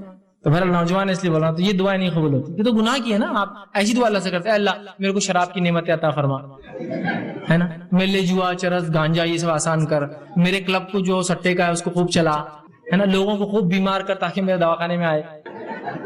گناہ کی ہے نا بھائی، بیمار لوگ ہوتے رہیں گے، دواخانے آتے رہیں گے، الگ چیز ہے، آپ دعا نہیں کر سکتے، گناہ ہے نا. ایک غلط چیز کی دعا کر رہے ہیں آپ، سمجھے. جیسے پنکچر کی کسی نے دکاندار تو آپ کیا دعا کریں اللہ خوب پنکچر ہو گاڑیاں شہر میں میرے پاس آئے. پنکچر تو فطری چیزیں ہوں گی، آپ دعا نہیں، آپ یہ کریں گے اللہ میرے رزق میں برکت دے. اب وہ کیسی ہوں گی وہ ایک الگ چیز ہے. آپ بات سمجھ رہے، یہ دعا ہونی چاہیے، تو گناہ کی دعا نہیں ہونی چاہیے. اسی طرح معمولی سے معمولی چیز بھی اللہ سے مانگنی چاہیے. معمولی بہت معمولی چیز ہے اللہ سے مانگے. ہم لوگ سمجھتے نہیں بڑے مسئلوں میں اللہ کو لانا چاہیے، معمولی مسئلے میں نہ کو اللہ کو جو خواہ لانے کا نہیں. ہر مسئلے میں اپنے رب سے تعلق جوڑیے اپنا. اور معمولی دعا بھی آپ صلی اللہ علیہ وسلم سنیے کیا فرمایا، جامع ترمذی کی روایت ہے، انس بن مالک رضی اللہ عنہ فرماتے ہیں آپ نے فرمایا اور کہا تم میں سے ہر ایک اپنی ضرورت اللہ سے مانگے، حتیٰ کہ جوتے کا تسمہ لیس بھی ٹوٹ جائے تو اللہ سے مانگے، اللہ نہیں لیس چاہیے. اور اگر نمک کی کمی ہو تو اللہ سے مانگے اللہ نمک چاہیے مجھے. اس کے بعد کوشش، میں نے پہلے بیان کر دیا، کوشش کے ساتھ یہ سب چیزیں جڑی ہوئی ہیں کہ تسمہ لینے جائے کوشش کرے، مال کما کے خریدے، نمک کے لیے باہر نکلے مانگے یا پھر خریدنے جائے کوشش کے ساتھ، لیکن دعا پہلے. کوئی مشکل کوئی مصیبت، اگر کسی نے کیا ارے گاڑی پنکچر ہو گیا اللہ میری مدد کرے اس معاملے میں، گاڑی پنکچر ہو گئی میری، کوئی بھی چھوٹی سے چھوٹی لیس تو کتنی چھوٹی چیز ہے نا، کوئی بھی مصیبت ہو اللہ سے فوراً دعا، اس کے بعد کوشش اپنی جاری رکھیں. اسی طرح دعا کرتے وقت اپنا رخ قبلے طرف رکھنا یہ بھی سنت ہے. آپ صلی اللہ علیہ وسلم نے جنگ بدر کا جو میں نے واقعہ رکھا تھا آپ قبلے رخ ہوئے، یہ مسلم کی روایت ہے. اور دعا کی جس کے الفاظ صحیح مسلم کی روایت کی یوں ہیں، عمر بن خطاب کہتے ہیں جنگ بدر میں رسول اکرم صلی اللہ علیہ وسلم نے مشرکین مکہ پر ایک نظر ڈالی ان پہ جب کھڑے ہو گئے تھے آمنے سامنے، تو وہ 1000 کی تعداد تھی، جبکہ آپ صلی اللہ علیہ وسلم کی صحابہ کی تعداد 319 تھی. پھر فرمایا رسول اللہ صلی اللہ علیہ وسلم نے قبلے رخ طرف کیا اور اپنے ہاتھ اللہ کے حضور پھیلائے اور پکار کر دعا کرنے لگے، پکار کر دعا کیا آپ نے. ٹھیک ہے، تو یہ دعا کی ادب. اب اسی طرح وہ کلمے جو کلموں کے ساتھ اگر دعا کیا تو اللہ کبھی رد نہیں کرتا، وہ باتیں جن کو آپ اگر لگا لے اپنی دعا میں تو اللہ رد نہیں کرتا، وہ باتیں بھی سن لیں. آپ صلی اللہ علیہ وسلم نے فرمایا، یہ ابن ماجہ کی روایت ہے، اللہ کے اسم اعظم سے جو دعا کی جاتی ہے وہ کبھی رد نہیں ہوتی، اللہ سے قبول کرتا ہی ہے. ویسے تو ہر دعا ہو رہی ہے لیکن اس میں اور مکمل اور مضبوط کام ہو جاتا ہے اسم اعظم. اور اس کے تعلق سے آپ صلی اللہ علیہ وسلم فرماتے ایک صحابی تھے، وہ دعا کر رہے تھے، انہوں نے دعا یوں کی اور فرمایا، اور دعا کے الفاظ یوں ہیں، اور کہا اللہم انی اسألوکا انت اللہ لا الہ الا انت الاحد الصمد الذی لم یلد ولم یولد ولم یکن لہ کفوا احد. اس طرح سے انہوں نے الفاظ ادا کی. آپ صلی اللہ علیہ وسلم کہا اس نے اللہ کے اسم اعظم سے دعا کی، اس کی دعا تو رد نہیں ہونا ہے. کوشش کریں کہ آپ جو اسم اعظم سے. اسی طرح قبولیت کے دعا کے دیگر کلمات درج ذیل ہیں، بہت سی اور دعائیں جو آپ کر سکتے ہیں، وہ کلمات جن کو آپ لگا لے سے دعا قبول ہوتی ہے، اس میں سے ایک یہ ہے جس کو آپ صلی اللہ علیہ وسلم فرماتے اور کہا کہ جو شخص یہ پڑھے اپنی دعا کے اندر لا الہ الا انت سبحانک انی کنت من الظالمین، جو یونس علیہ السلام نے کی، اور اس کے بعد دعا کرے تو آپ فرماتے ہیں پاک ہے ظالموں سے نہیں ہوں، اس کے واسطے سے جب بھی کوئی مسلمان دعا کرے تو اللہ اس کی دعا قبول کرتا ہے. تو یہ کلمات ضرور پڑھے اپنی دعا سے پہلے اور اپنی دعا کرے. ٹھیک ہے، یہ دعا بھی اللہ رب العزت قبول کرتا ہے. اسی طرح آپ صلی اللہ علیہ وسلم تیسری چیز بتائی دعا قبولیت میں جو کلمے آپ جوڑے اس میں سے یہ آپ نے فرمایا اور کہا، جامع ترمذی کی روایت ہے کہ جب تم دعا کرو تو یہ الفاظ کہنا مت بھولنا، یا ذوالجلال والاکرام، بار بار کہنا ہے یا ذوالجلال والاکرام. تو آپ نے فرمایا یا ذوالجلال والاکرام کے الفاظ کو اپنی دعا میں لازم پکڑو، ہمیشہ بولا کرو ان الفاظ کو یا ذوالجلال والاکرام. ٹھیک. اسی طرح قبولیت دعا کے اوقات کیا ہے، کب کب دعائیں قبول ہوتی ہے، تو سن لیجیے.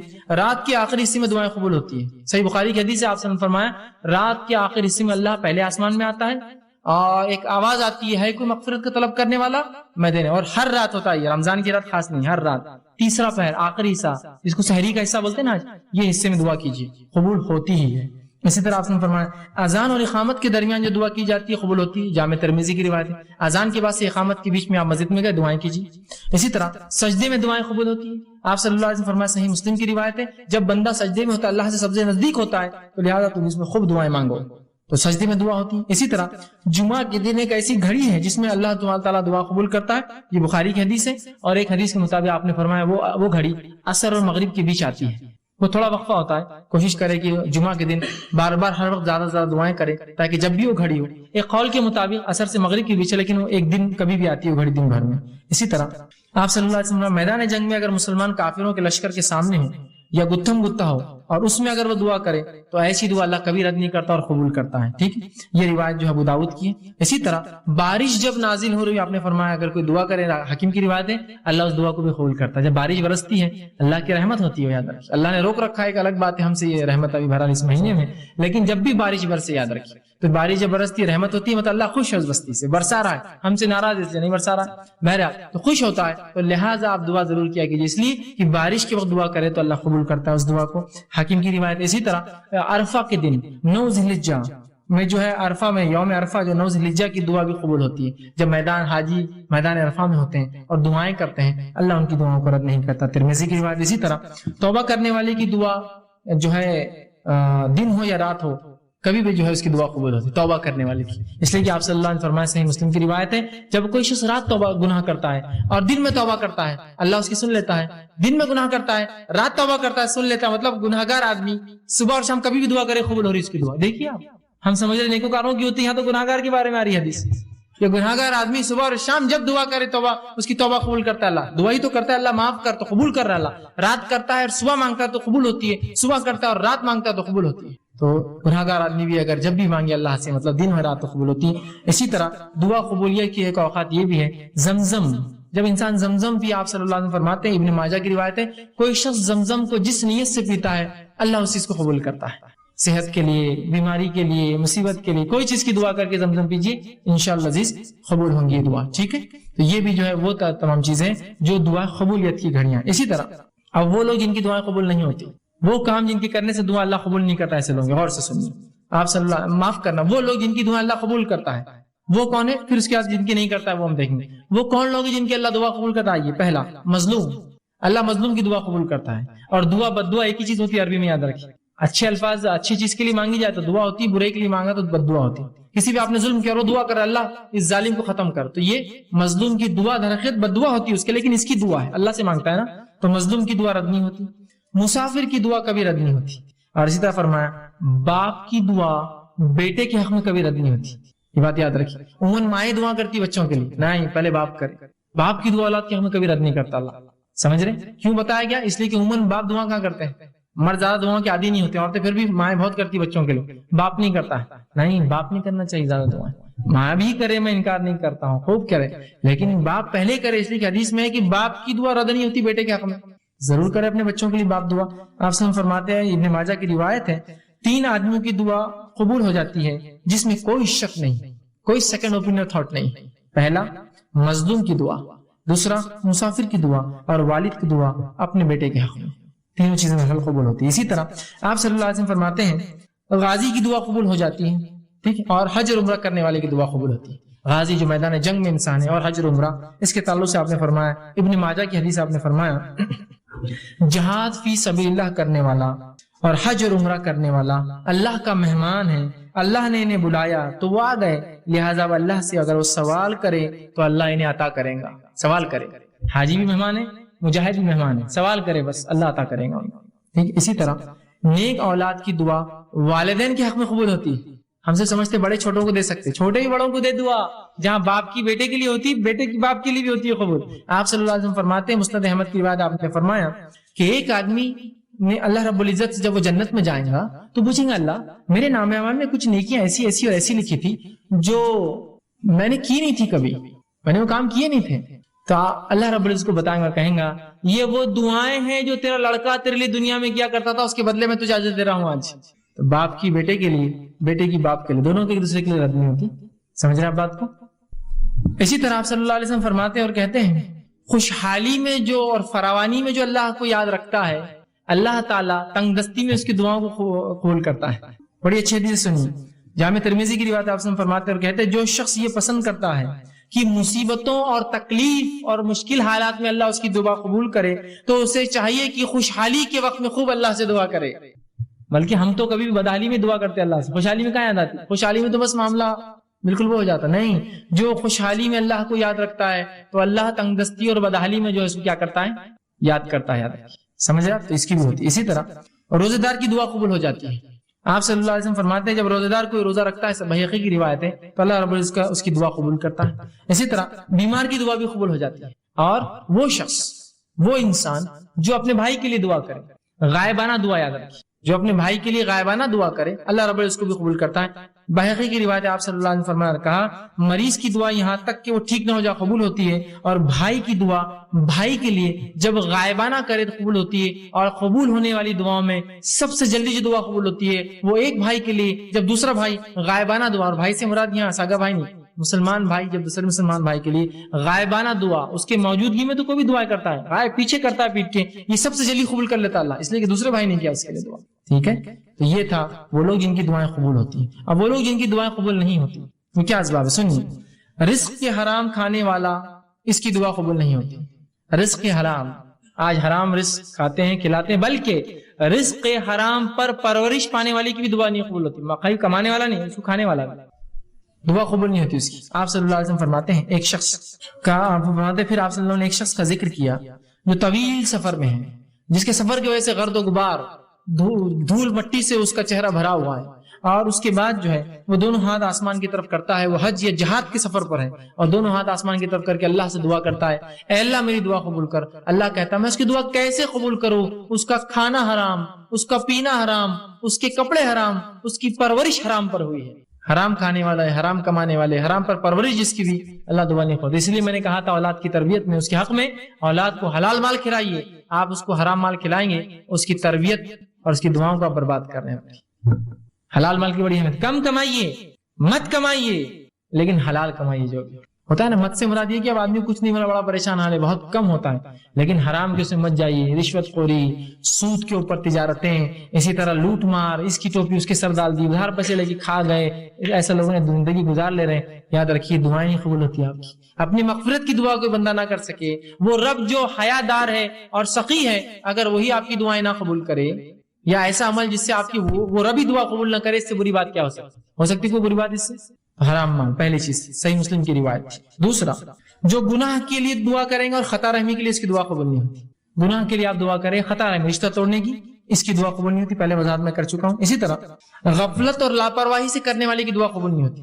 دل اس کا دعا میں نہیں، ادھر دیکھ رہا ہے، ادھر دیکھ رہا ہے، ادھر سوچ رہا ہے، ایسی شخص کی دعا قبول نہیں ہوتی. پہلے میں نے حدیث آپ کے سامنے رکھ دی. اسی طرح زانی کی دعا قبول نہیں ہوتی. یاد رکھیے جو زنا کرتا ہے زانی کی دعا قبول. اور زبردستی حاکم اگر اپنے محکوم سے ٹیکس وصول کر زبردستی، تو ویسے حاکم کی دعا قبول نہیں کرتا اللہ تعالیٰ. آپ صلی اللہ علیہ وسلم فرمایا کہ سوائے زانیہ کے اللہ سبحانہ تعالیٰ ہر روز لوگوں کو معاف کرتا ہے، جو سوال کرتے رات میں انہیں عطا کرتا ہے، لیکن سوائے زانیہ کے جو اپنے زنا کے ذریعے دوسروں کو سیراب کرتی ہے، دوسرے لوگوں کو خوش کرتی ہے. زانیہ سے مراد زانیہ عورت بھی اور زانیہ مرد بھی. یاد رکھیے ٹھیک، وہ سیراب کرتی ہے. اور زانیہ عورت کا لفظ اس لیے ہے حدیث میں، اس لیے کہ اس زمانے میں سے عورتیں زنا کرتی تھی، مطلب اس طرح کی کام کرتی تھی کہ لوگ آ کر اس سے فائدہ اٹھاتے ہیں، حالانکہ وہ ایک زنا کر اور یہ. لیکن آج کل مرد بھی ایسی تجارتیں کرتے ہیں، ایسے بزنس کے نام پہ چل رہے ہیں، زنا کرتے ہیں، وہ ان کا کام ہوتا ہے. ٹھیک ہے، تو ایسے شخص کی اللہ دعا قبول نہیں کرتا. اور زنا کو آج امت مسلمہ نے عام سمجھ لیا ہے، معمول سمجھ لیا ہے، فیشن سمجھ لیا ہے، زندگی جینے کا طریقہ سمجھ لیا ہے، اور اس کے لیے پوری زندگی اس کا وقت اور توانائی لٹاتا ہے. نہیں، فیشن سمجھ لوگوں نے، اس شہر سے اس شہر گھومنے جاتے تو زنا کے لیے جاتے ہیں، بھولنے کی ضرورت نہیں مجھے. اور مانگتے ہو پھر اللہ سے مصیبت میں، کہاں سے اللہ مدد کریں گا تمہاری؟ کہاں سے مدد؟ ہم نے خود راستے بند کیے دعاؤں کے، اللہ نے نہیں کیا، اللہ نے دینے بیٹھا ہی. یاد رکھیے ہر روز بیٹھا ہے، ہر گھڑی دینا چاہتا ہے. ٹھیک ہے، یہ طبرانی کی روایت تھی. اسی طرح جو قوم امر بالمعروف اور نہی عن المنکر کا کام روک دیتی ہے، اچھائی کا حکم نہیں دیتی، برائی سے روک جاتی ہے، اور فرائض پہ عمل نہیں کرتی، اللہ ایسی قوم کی دعا بھی نہیں سنتا. اس کے تعلق سے جامع ترمذی کی روایت آپ نے فرمایا، بڑی مشہور حدیث آپ نے فرمایا، اس ذات کی قسم جس کے ہاتھ میں میری جان ہے، تم امر بالمعروف نہی عن المنکر کرتے رہو، ورنہ ان قریب اللہ تم پر اس طرح سے عذاب نازل کریں گا، پھر تم اس سے دعائیں کرو گے، تمہاری دعائیں قبول نہیں کی جائیں گی. جو فرائض کو چھوڑنے والے ہیں، اچھائی کا حکم دیتے، برائی سے نہیں روکتے، ان کی دعائیں بھی قبول نہیں ہوتی. تو یہ وہ چند اشخاص تھے جن کی دعائیں قبول نہیں ہوتی. اب وہ کام جو دعاؤں میں جائز ہے، اس کے آداب ہے، کچھ بس رکھ دیتا ہوں، کسی شخص کی درخواست پر کسی آدمی کے نام لے کے دعا کرنا جائز ہے. صحیح بخاری کی روایت ہے, کسی کی درخواست, آپ صلی اللہ علیہ وسلم کے زمانے میں حضرت عمر عمرہ کے لیے گئے تو آپ نے کہا میرے بھائی مجھے اپنی دعا میں یاد رکھنا. کس نے کہا؟ اللہ کے رسول نے کہا حضرت عمر سے, میرے بھائی مجھے اپنی دعا میں یاد رکھنا. ٹھیک ہے, یہ نہیں کہا کہ عمر تم تو میرے سے چھوٹے ہو ایمان میں, تم میرے کو بولو. اور حضرت عمر نے کہا اللہ کے رسول آپ اتنے بڑے, آپ سے آپ کے ذریعے ہم مانگتے, ہم سے کیوں کرا رہے آپ؟ ٹھیک ہے, حضرت عمر نے کہا میں یاد رکھوں گا. سمجھ رہا بات کو؟ تو کسی کو آپ کہہ سکتے درست, اس میں کوئی مسئلہ نہیں. اسی طرح دعا میں کافروں کے لیے ہدایت طلب کر سکتے ہیں آپ صلی اللہ علیہ وسلم کئی کافروں کے لیے ہدایت طلب کہ اللہ عمرین میں سے کسی ایک کو ہدایت دے. ایک عمر تھا ابو جہل, اس کا نام بھی عمر تھا, اور ایک عمر تھے عمر ابن خطاب, دونوں عمر تھے. تو کہا ایک کو ہدایت دے, اللہ نے عمر ابن خطاب کے حق میں قبول کی دعا. تو کافروں کے لیے دعا کر سکتے, بخاری کی روایت. اسی طرح دعا میں اللہ تعالیٰ سے اس کے اسم اعظم اور اس کی صفات اور اس کے وسیلے سے دعا کر سکتے ہیں آپ. اللہ کے اسماء و صفات اسی لیے تو ہے کہ اس کے وسیلے سے آپ دعا کریں. زندگی چاہیے تو الحی کے نام سے دعا کریں, اے زندگی کے دینا یا حیو مجھے جو ہے فلاں زندگی عطا فرما, اس کی زندگی عطا فرما, اس کو موت سے بچا لے. سمجھ رہے ہیں بات کو؟ رزق چاہیے یا رزاق تو رزق دینے والا ہے, ہمیں رزق عطا فرما. آپ کو چاہیے کہ آپ چاہتے آپ کے گناہ معاف کرے یا غفار, آپ کے گناہوں کو درگزر کر دے یا رحمان اور رحیم مجھے معاف کر. تو آپ چاہتے آپ کے گناہوں کو اللہ ڈھانک لے یا ستار, اے چیزوں کو ڈھانکنے والے میرے گناہوں کو قیامت کے روز ڈھانک لے. تو اللہ کے اسماء و صفات. آپ کو وسعت چاہیے یا وسیع مجھے وسعت فرما میرے معاملے میں. ٹھیک ہے, تو اللہ کے اسماء و صفات کے وسیلوں سے دعا کیجیے, اسی لیے تو یہ نام ہے اللہ کے.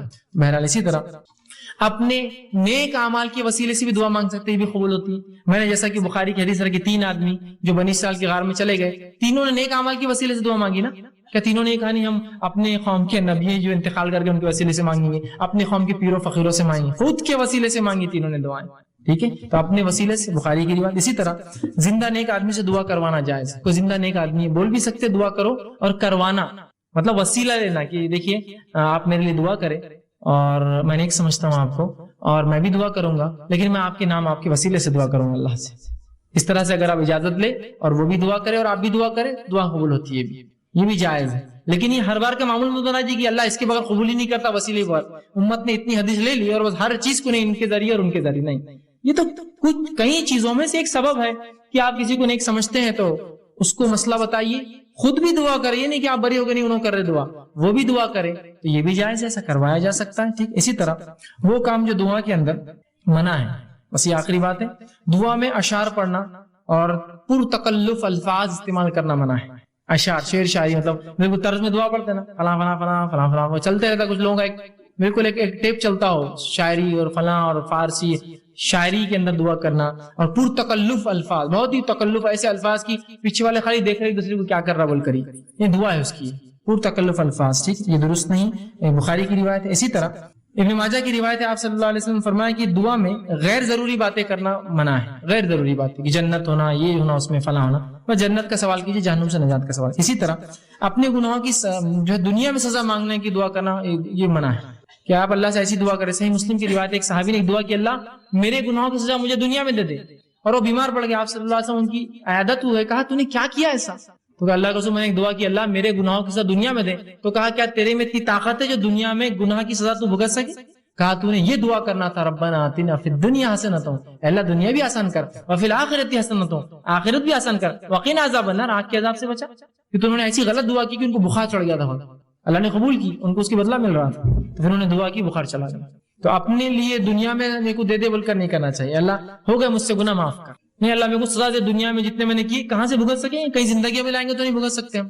ٹھیک, تو معافی طلب کیجیے, یہ سب سے طریقہ. اسی طرح ابو داؤد کی روایت ہے, اپنے لیے, اپنی اولاد کے لیے, اپنے جو ہے خادموں کے لیے اور اپنے مال کے لیے بددعا کرنا منع ہے. اپنے لیے, اپنے بیوی بچوں کو بددعا دے رہے, آپ اپنے مال کو برا بھلا کرے, اپنے غلاموں کو برا بھلا کرے, بددعا دے رہے, منع ہے. اس سے آپ نے ابو داؤد کی روایت میں روکا. اسی طرح بخاری کی روایت ہے, موت کی دعا کرنا درست نہیں ہے. آپ یہ دعا کر سکتے ہیں, اللہ اگر موت میرے لیے بہتر ہے تو موت دے, زندگی بہتر ہے تو زندگی دے, لیکن آپ یہ نہیں کہتے اللہ مجھے موت دے دے. بہت سی عورتیں ہوتی ہیں, کچھ ہوا نہیں ہوا, اے اللہ اٹھا تو بھی لے میرے کو, اے اللہ اٹھا تو بھی لے میرے کو, بس ہر تھوڑی دیر کو اٹھا تو بھی لے میرے کو.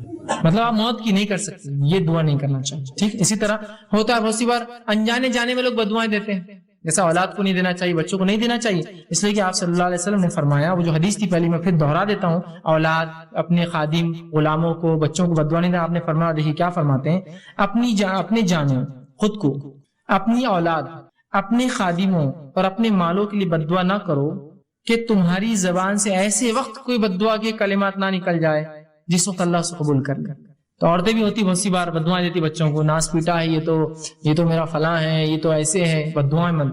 اس کو کبھی اپنا عام معمول میں بنائیے. اچھے لوگ انبیاء صلحاء کبھی بددعائیں نہیں دیتے، ورنہ ہمارے پاس تو ایک معمول ہو گیا نا، بچوں کو مائیں بددعا دیتی، کچھ بھی بددعائیں دے رہی کہ تم ایسے ہو جاؤ، تنگ کر دیے، ویتاق لا دیے میرے کو، فلاں ہو جائے، تمہارا تو بیڑا غرق ہو، اللہ نے قبول کر لیا تو.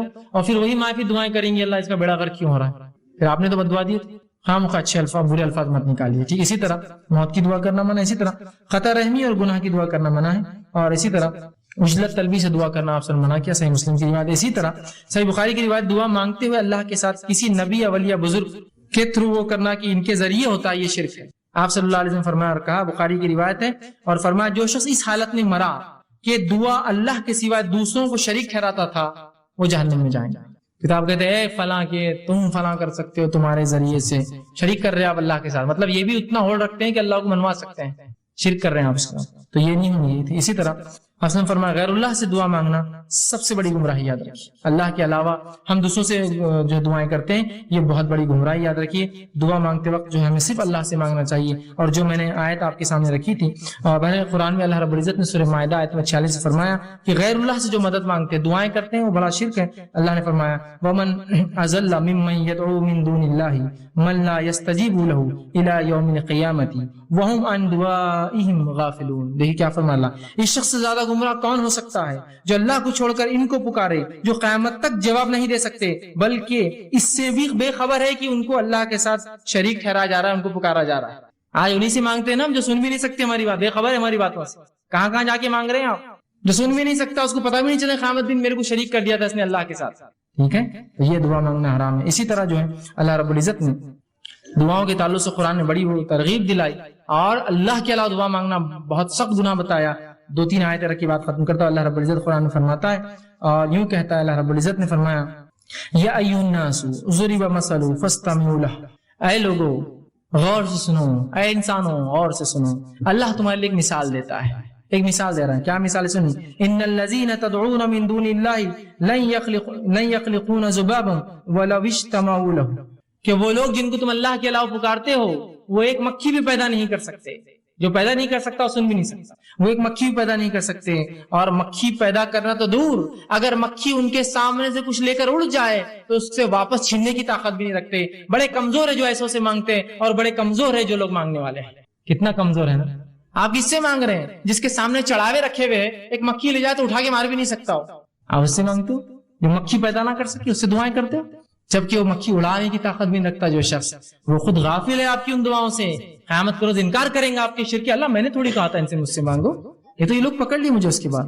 ٹھیک ہے، اسی طرح یہ جو سورہ حج کی آیت نمبر 73 اور 74 تھی. آگے اللہ رب العزت سورہ ابراہیم آیت نمبر معاف کرنا سورہ فاطر سورہ نمبر 35 آیت 14، 13 اور 14 فرماتا ہے والذین تدعون من دونه ما یملکون من قطمیر. وہ لوگ جو اللہ کے علاوہ کسی اور کو پکارتے ہیں دعاؤں میں، انہوں نے تو ذرہ بھی پیدا نہیں کیا. ذرہ قطمیر کہتے ہیں کھجور کی گٹلی کے اوپر ایک چھلکا آتا ہے پتلا، وہ بھی نہیں پیدا کیا انہوں نے تم جس سے دعا مانگتے ہو. ان تدعوہم لا یسمعوا، اور جب تم پکارتے ہو سن بھی نہیں سکتے ہو، بہرے ہیں ان کو سنے نہیں آتا ہے.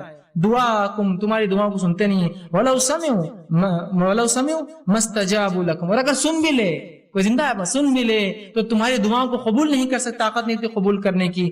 آگے فرمایا وَيَوْمَ الْقِيَامَةِ يَكْفُرُونَ بِشِرْكِكُمْ، اور تمہارے اس عمل اس شرک سے انکار کریں گے روز قیامت. اللہ ہم نے نہیں بولا تھا ان کو ہم سے مانگو، یہ بعد والے ہم کو پکڑ لیے، تو اپنے شرک کا انکار کریں گے جو تم لوگوں نے کیا.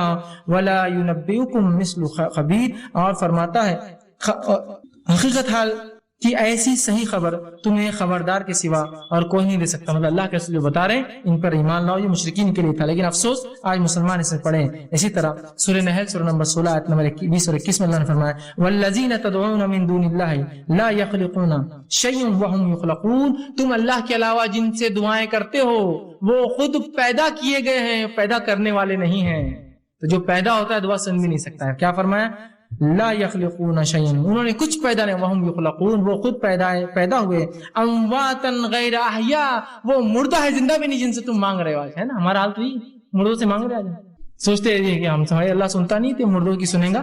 تو کہا امواتا غیر احیاء، کہ وہ مردہ ہے زندہ بھی نہیں. احیاء وما یشعرون इय्याना युबसून, और दोबारा उठाने तक उनको मालूम भी नहीं होगा क़यामत तक तुमने क्या क्या मांगा उनसे। तो हम कोशिश करें खालिस अल्लाह से दुआएं करें, अल्लाह के अलावा किसी को शरीक ना करे दुआओं में। दुआ इबादत है, मुस्तकिल इबादत है, और दुआ अल्लाह हर किसी की दुआ सुनता है। हिकमत मसलहत के तहत थोड़ा आगे पीछे हो जाए तो हमें अल्लाह से नाराजगी या दीन और शरीयत या दुआ करना छोड़ना नहीं चाहिए। दुआ बड़ा अफजल अमल है, ये मोमिन का हर मुसीबत परेशानी दुनिया की हर तकलीफ और मसाइब के खिलाफ बेहतरीन हथियार है। कोशिश के साथ हमें चाहिए कि हर बार अल्लाह से हम दुआ करें, खूब दुआएं करें कि कम से कम कबूल अगर ज़ाहिरी ना हो तो आखिरत में बातिनी अजर उसका जरूर इंशाअल्लाह मिलेगा। इसी पर अपनी बात खत्म करता हूँ। अल्लाह रब्बुल इज्जत से दुआ है कि अल्लाह सुब्हानहू व तआला हमें जो है कहने सुनने से ज्यादा जो अमल की तौफीक अता फरमाए, जो कुछ कहा सुना गया उस पर अमल करने की तौफीक दे, किताब और सुन्नत की सही फहम सही समझ हमें अता फरमाए, दुआओं की कसरत करने की और सही दुआएं मांगने की हमें तौफीक दे, और अल्लाह रब्बुल इज्जत हमारी दुआओं को कबूल करे। व आखिरु दावाना अल्हम्दुलिल्लाहि रब्बिल आलमीन, सुब्हान रब्बिका रब्बिल इज्जति अम्मा यसिफून, व सलामुन अलल मुरसलीन, वल्हम्दुलिल्लाहि रब्बिल आलमीन। बिस्मिल्लाहिर रहमानिर रहीम, अल्हम्दुलिल्लाहि रब्बिल आलमीन, वस्सलातु वस्सलामु अला खातमिन नबिय्यीन वल मुरसलीन, रब्बि इश्रह ली सदरी व यस्सिर ली अमरी वहलुल उक़दतम मिन लिसानी यफ़क़हू क़ौली, अम्मा बाद। जी अस्सलाम वालेकुम, मेरा नाम इमरान आमुदी है। मेरा ये सवाल पहले जो साबिर साहब ने जो दर्ज दिया उस पर है कि उन्होंने कहा कि जो सवाल जवाब आमने सामने होंगे, अल्लाह के रूबरू खड़े रह के होंगे, तो उसमें कोई पर्दा नहीं होगा। जबकि जब मेरे मालूमात में ये था कि अल्लाह का दीदार सिर्फ जन्नत ही करेगा, तो उसके बारे में थोड़ी बता सकते। मैंने एक सवाल किया था पिछले उन्वान के ताल्लुक से कि अल्लाह रब्बुल इज्जत का दीदार सवाल आमने सामने होगा, लेकिन उन्होंने कहा कि मैंने पढ़ा कि अल्लाह का दीदार तो सिर्फ मोमिन करेंगे। तो देखिए वो उसी माने में कि दीदार सिर्फ मोमिन करेंगे, लेकिन हर बार आमने सामने होने से मुराद नहीं कि जाहिर हो अल्लाह रब्बुल इज्जत उन पर। बात समझ रहे आप? जैसा मिसाल के तौर पर मैं किसी खातून से बात करूँ हम आमने सामने, लेकिन क्या मैं उसका दीदार कर सकता हूँ? अगर गैर महरम हो तो पर्दे में होती हो, हालांकि आमने सामने है, बातचीत हो रही है, लेकिन वो पर्दा जो है वो आड़ बन गया हमारे लिए। समझे आप बात को? तो आमने सामने से मुराद अल्लाह रब्बुल इज्जत के वो सामने हाजिर होंगे, लेकिन वो अल्लाह को देख नहीं पाएंगे। तो हर बार किसी चीज के सामने हाजिर होने का मुराद उसको देखने में भी नहीं। ऐसा मिसाल के तौर पर आप किसी के सामने हाजिर हुए, इंटरव्यू दिया, लेकिन वो शख्स इंटरव्यू लेने वाला आपके सामने नहीं था, वो आपको कहीं और से बैठकर देख रहा था। ठीक है, तो उसी माने में है कि हाजिर होंगे मतलब अल्लाह के सामने जाएंगे। इसका माना जरूरी नहीं कि अल्लाह को देखेंगे, और सिर्फ मोमिन ही होंगे जो रोजे क़यामत अल्लाह रब्बुल इज्जत का दीदार करेंगे। ठीक, बाद में उसका इदराक नहीं करेंगे, सिर्फ दीदार करेंगे। जिस तरह से 14वीं की चांद को हम देखते हैं, उसी तरह अल्लाह के रसूल सल्लल्लाहु अलैहि वसल्लम फरमाए कि हम जो अल्लाह रब्बुल इज्जत को 14वीं की चांद की तरह देख सकते हैं। ठीक, उसी माने में।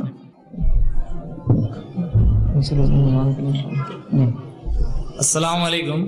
फैज़ भाई, मेरा सवाल पहले उन्वान पे है कि जिसमें दुआ के ताल्लुक से जो उन्होंने फरमाया था कि साबिर मोहम्मदी जी ने कि इल्म का हासिल करना बहुत ही ये है, और माशाल्लाह हम देख रहे हैं कि बहुत सारे लोग इल्म हासिल कर रहे हैं, मगर क्या सिर्फ इल्म सीखने के बाद में उस पर अमल नहीं किया तो उसके क्या ये होंगे? जैसा कि अल्लामा इकबाल ने फरमाया, मस्जिदें बना ली ईमान की हरारत में, दिल अपना पुराना पापी कभी नमाजी न बन सकता।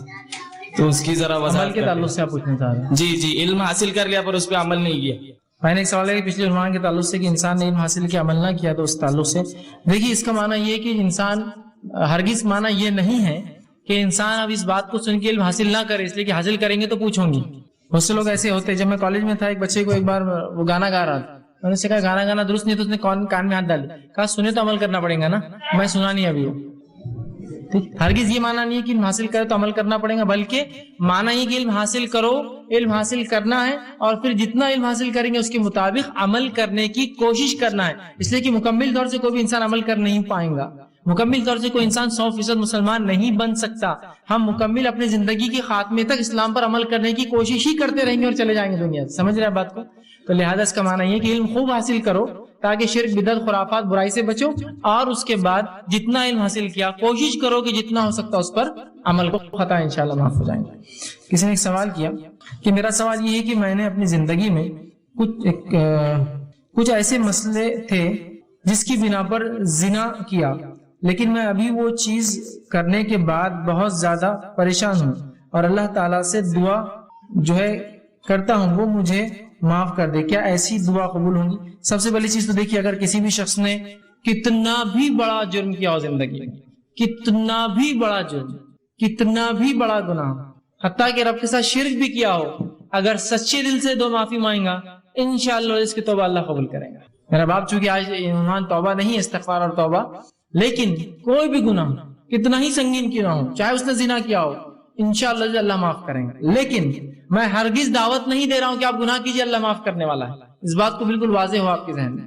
گناہ اگر کسی سے ہو گیا، ایسا وہ کہہ رہے کہ مجبوری میں کسی سے گناہ و زنا والا عمل، تو یاد رکھیے، لیکن اب زندگی میں اگر اس نے سچی توبہ کی ہے تو اللہ رب العزت سچی توبہ کو بڑا پسند کرتا ہے، اور اتنا پسند کرتا ہے، سچی توبہ کو اتنا پسند کرتا ہے کہ صحیح مسلم کی روایت کی، صحیح حدیث مسلم کی روایت کے مطابق آپ صلی اللہ علیہ وسلم فرماتے ہیں ایک شخص جو ہے ریگستان میں ہے اور اس کا اگر اونٹ گم جائے ساز و سامان کے ساتھ تو وہ اس شخص کتنا پریشان ہوگا، اور اگر اس کے بعد اس کا اونٹ مل جائے تو وہ کتنا خوش ہوگا۔ اللہ سبحانہ تعالیٰ اس سے بھی زیادہ خوش ہوتا ہے جب اس کا بندہ گناہ سے توبہ کرتا ہے۔ لیکن ہرگز اس کا مطلب نہیں ہے کہ آپ گناہ کیجئے، اگر ایسے کوئی گناہ آپ سے زندگی میں کبھی بھی ہوں گے، اللہ سے آپ سچے دل سے اگر توبہ کریں گے تو انشاءاللہ العزیز اللہ سبحانہ تعالیٰ معاف کریں گا۔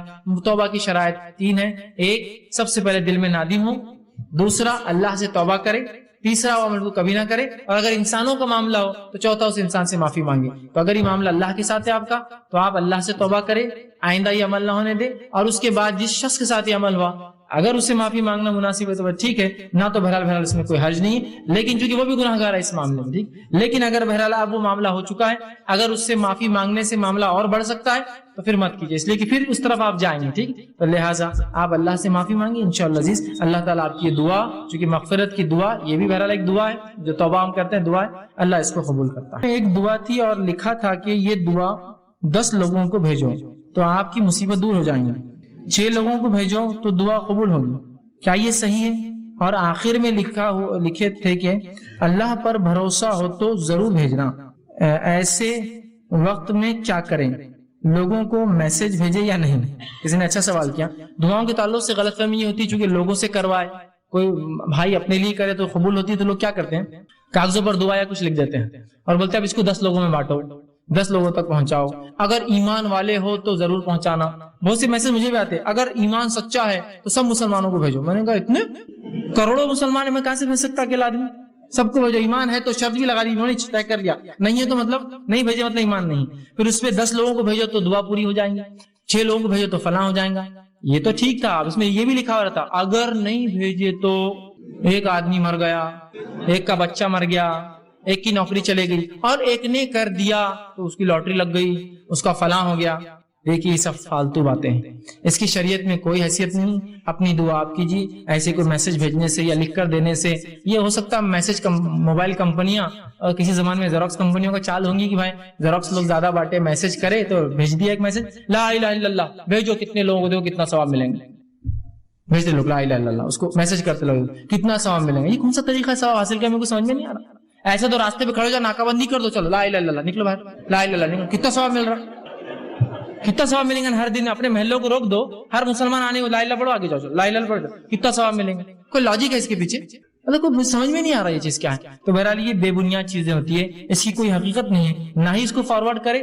اور بچہ مر گیا، یہ سب فالتو بات ہے، صرف آپ کو ڈرایا جا رہا ہے، اور لگا بھی تو کیا لگتا ہے، سب کی لاٹریاں لگتی ہے، حرام چیزیں لگتی ہے۔ ایک نے کیا اس کی لاکھ کی لاٹری، حرام چیزیں لگی بھی تو حلال نہیں ملا اسے کچھ، ٹھیک ہے۔ تو بہرحال یہ بے بنیاد ہے، ایسے چیزوں کو لے کر آپ کہے آپ بہت ایمان والے بولنا، آپ کے پاس ہی رکھیے، اتنا ایمان ہمارا نہیں بولنا، آپ ہی بانٹ دیجیے، کہ تمہیں لکھا ہوا میں نے بھی دیکھا ہے، اللہ پہ بھروسہ ہے تو ضرور بھیجنا، مسلمان ہے تو ضرور بھیجنا، نبی سے محبت ہے تو ضرور بھیجنا، عاشق رسول ہے تو ضرور بھیجنا۔ یہ شرائط کیا کی؟ اور کیوں میں آپ کے سامنے اظہار کروں میری محبت کا؟ کوئی ضروری ہے آپ کے سامنے بتانا میں کتنا اپنے نبی سے محبت کرتا ہوں؟ ٹھیک ہے، تو بہرحال یہ بے بنیاد چیزیں ہوتی ہے، اس کو آپ ذہن سے چھوڑے اور ایسے میسج کو ڈیلیٹ کر دیں، اس کا کوئی حقیقت نہیں ہوتی، یاد رکھیں۔ میں نے سوال کیا کہ اکثر لوگ جب ملتے ہیں تو ایک دوسرے سے کہتے ہیں دعا میں یاد رکھنا، تو کیا درست ہے؟ تو دیکھیے یہ بھی ایک سنت طریقہ ہے کہ کسی کو آپ ملے یا کوئی حج کو جا رہا، عمرے کو جا رہا، یا کوئی عام آدمی ملے تو آپ یہ کہہ سکتے کہ مجھے دعا میں یاد رکھنا، اس میں انشاءاللہ کوئی حرج نہیں کہ کوئی انسان کسی دوسرے شخص کو یہ کہے کہ مجھے دعا میں یاد رکھو۔ جیسے کہ آپ صلی اللہ علیہ وسلم نے فرمایا عمر ابن خطاب رضی اللہ عنہ سے، اور وہ حدیث کے راوی وہ کہتے ہیں کہ آپ نے فرمایا کہ اللہ کے بندوں میں ایک بندہ ہے جو قرن قبیلے کا ہے، صحیح بخاری کی روایت، اگر وہ اللہ کے نام پہ وہ قسم اٹھا لے تو اللہ اس کی قسم پوری کر دیتا ہے، اس کی بات سن لیتا ہے۔ اگر تمہیں ملے تو ضرور اس سے دعا کروانا۔ جیسے پتا چلا آپ لوگوں سے دعائیں کروا سکتے ہیں، ٹھیک ہے. اگر تمہیں دعا کرانا. عمر بن خطاب رضی اللہ عنہ کے دور میں وہ آئے جن کا نام اویس تھا, خرن قبیلے کا, اویس خرنی. بہرحال ان کے بارے میں بہت سی غلط فلط ایسی ویسی باتیں ہیں. حقیقت یہ بس اتنا ہی واقعہ آتا صحیح بخاری میں ان کے تعلق سے. تو جب وہ ملے آپ عمر بن خطاب رضی اللہ عنہ کو, تو آپ نے ان سے ملے اور کہا کہ مجھے دعا میں یاد رکھنا, اس لیے کہ آپ صلی اللہ علیہ وسلم آپ کے بارے میں یہ کہا تھا. ٹھیک ہے بات سمجھ. تو آپ اس معاملے سے یا بہت سی اور بھی روایت میں جہاں آپ نے خود دوسرے صحابہ سے کہا, تو اس سے ہم سمجھ سکتے ہیں کہ آپ کسی نیک متقی آدمی کو ملے تو کہہ سکتے دعا میں یاد رکھو انشاءاللہ, جس میں کوئی برائی نہیں ہے اور کوئی قباحت والا معاملہ نہیں. اس نے ایک سوال کیا, دعا ختم ہونے کے بعد بہت سارے لوگ کہتے ہیں کہ میرے نبی کے صدقے سے اس کی دعا کو قبول کر, کیا یہ کہنا درست ہے یا غلط؟ آپ صلی اللہ علیہ وسلم وسیلہ مانگنا چاہیے یا نہیں, مانگنا ہے یا نہیں؟ بڑا اچھا سوال کیا جس نے کیا. پہلی چیز تو یہ, بہت سے لوگ اپنی دعا کے خاتمے میں اے اللہ اس دعا کو نبی کے صدقے, وسیلے, طفیل, واسطے اور پتہ نہیں کیا کیا اس کے الفاظ ہوتے ہیں اس سے قبول کر. تو کیا یہ درست ہے؟ تو یاد رکھیے, جب تک نبی اکرم صلی اللہ علیہ وسلم حیات تھے, زندہ تھے دنیا میں, تب تک آپ کے وسیلے سے دعا کرنا درست تھا, اور وہ بھی ان 4 شرائطوں کے ساتھ. زندہ ہو, متقی ہو تو ظاہر سی بات اللہ کے رسول ہے تو نبی ہے تو متقی کا مسئلہ نہیں, زندہ ہونا شرط ہے. اس کے بعد وہ بھی دعا کرے اور آپ بھی دعا کرو. حدیث میں الفاظ ہے, صحیح مسلم کی روایت ہے, آپ صلی اللہ علیہ وسلم کا ایک صحابی آئے, کہا اللہ کے رسول میں نابینا ہوں, آپ دعا کیجئے میرے بینائی کے لیے. آپ صلی اللہ علیہ وسلم فرمایا اگر تو اس برداشت کرے, صبر کرے تو بہتر ہے. کہا نہیں, دعا کیجئے. آپ نے کہا ٹھیک ہے, گھر جا 2 رکعت نماز پڑھ, نماز کا دیا دعا کر کے اللہ میں تیرے نبی کے وسیلے سے تجھ سے دعا کرتا ہوں کہ میری بینائی واپس دے.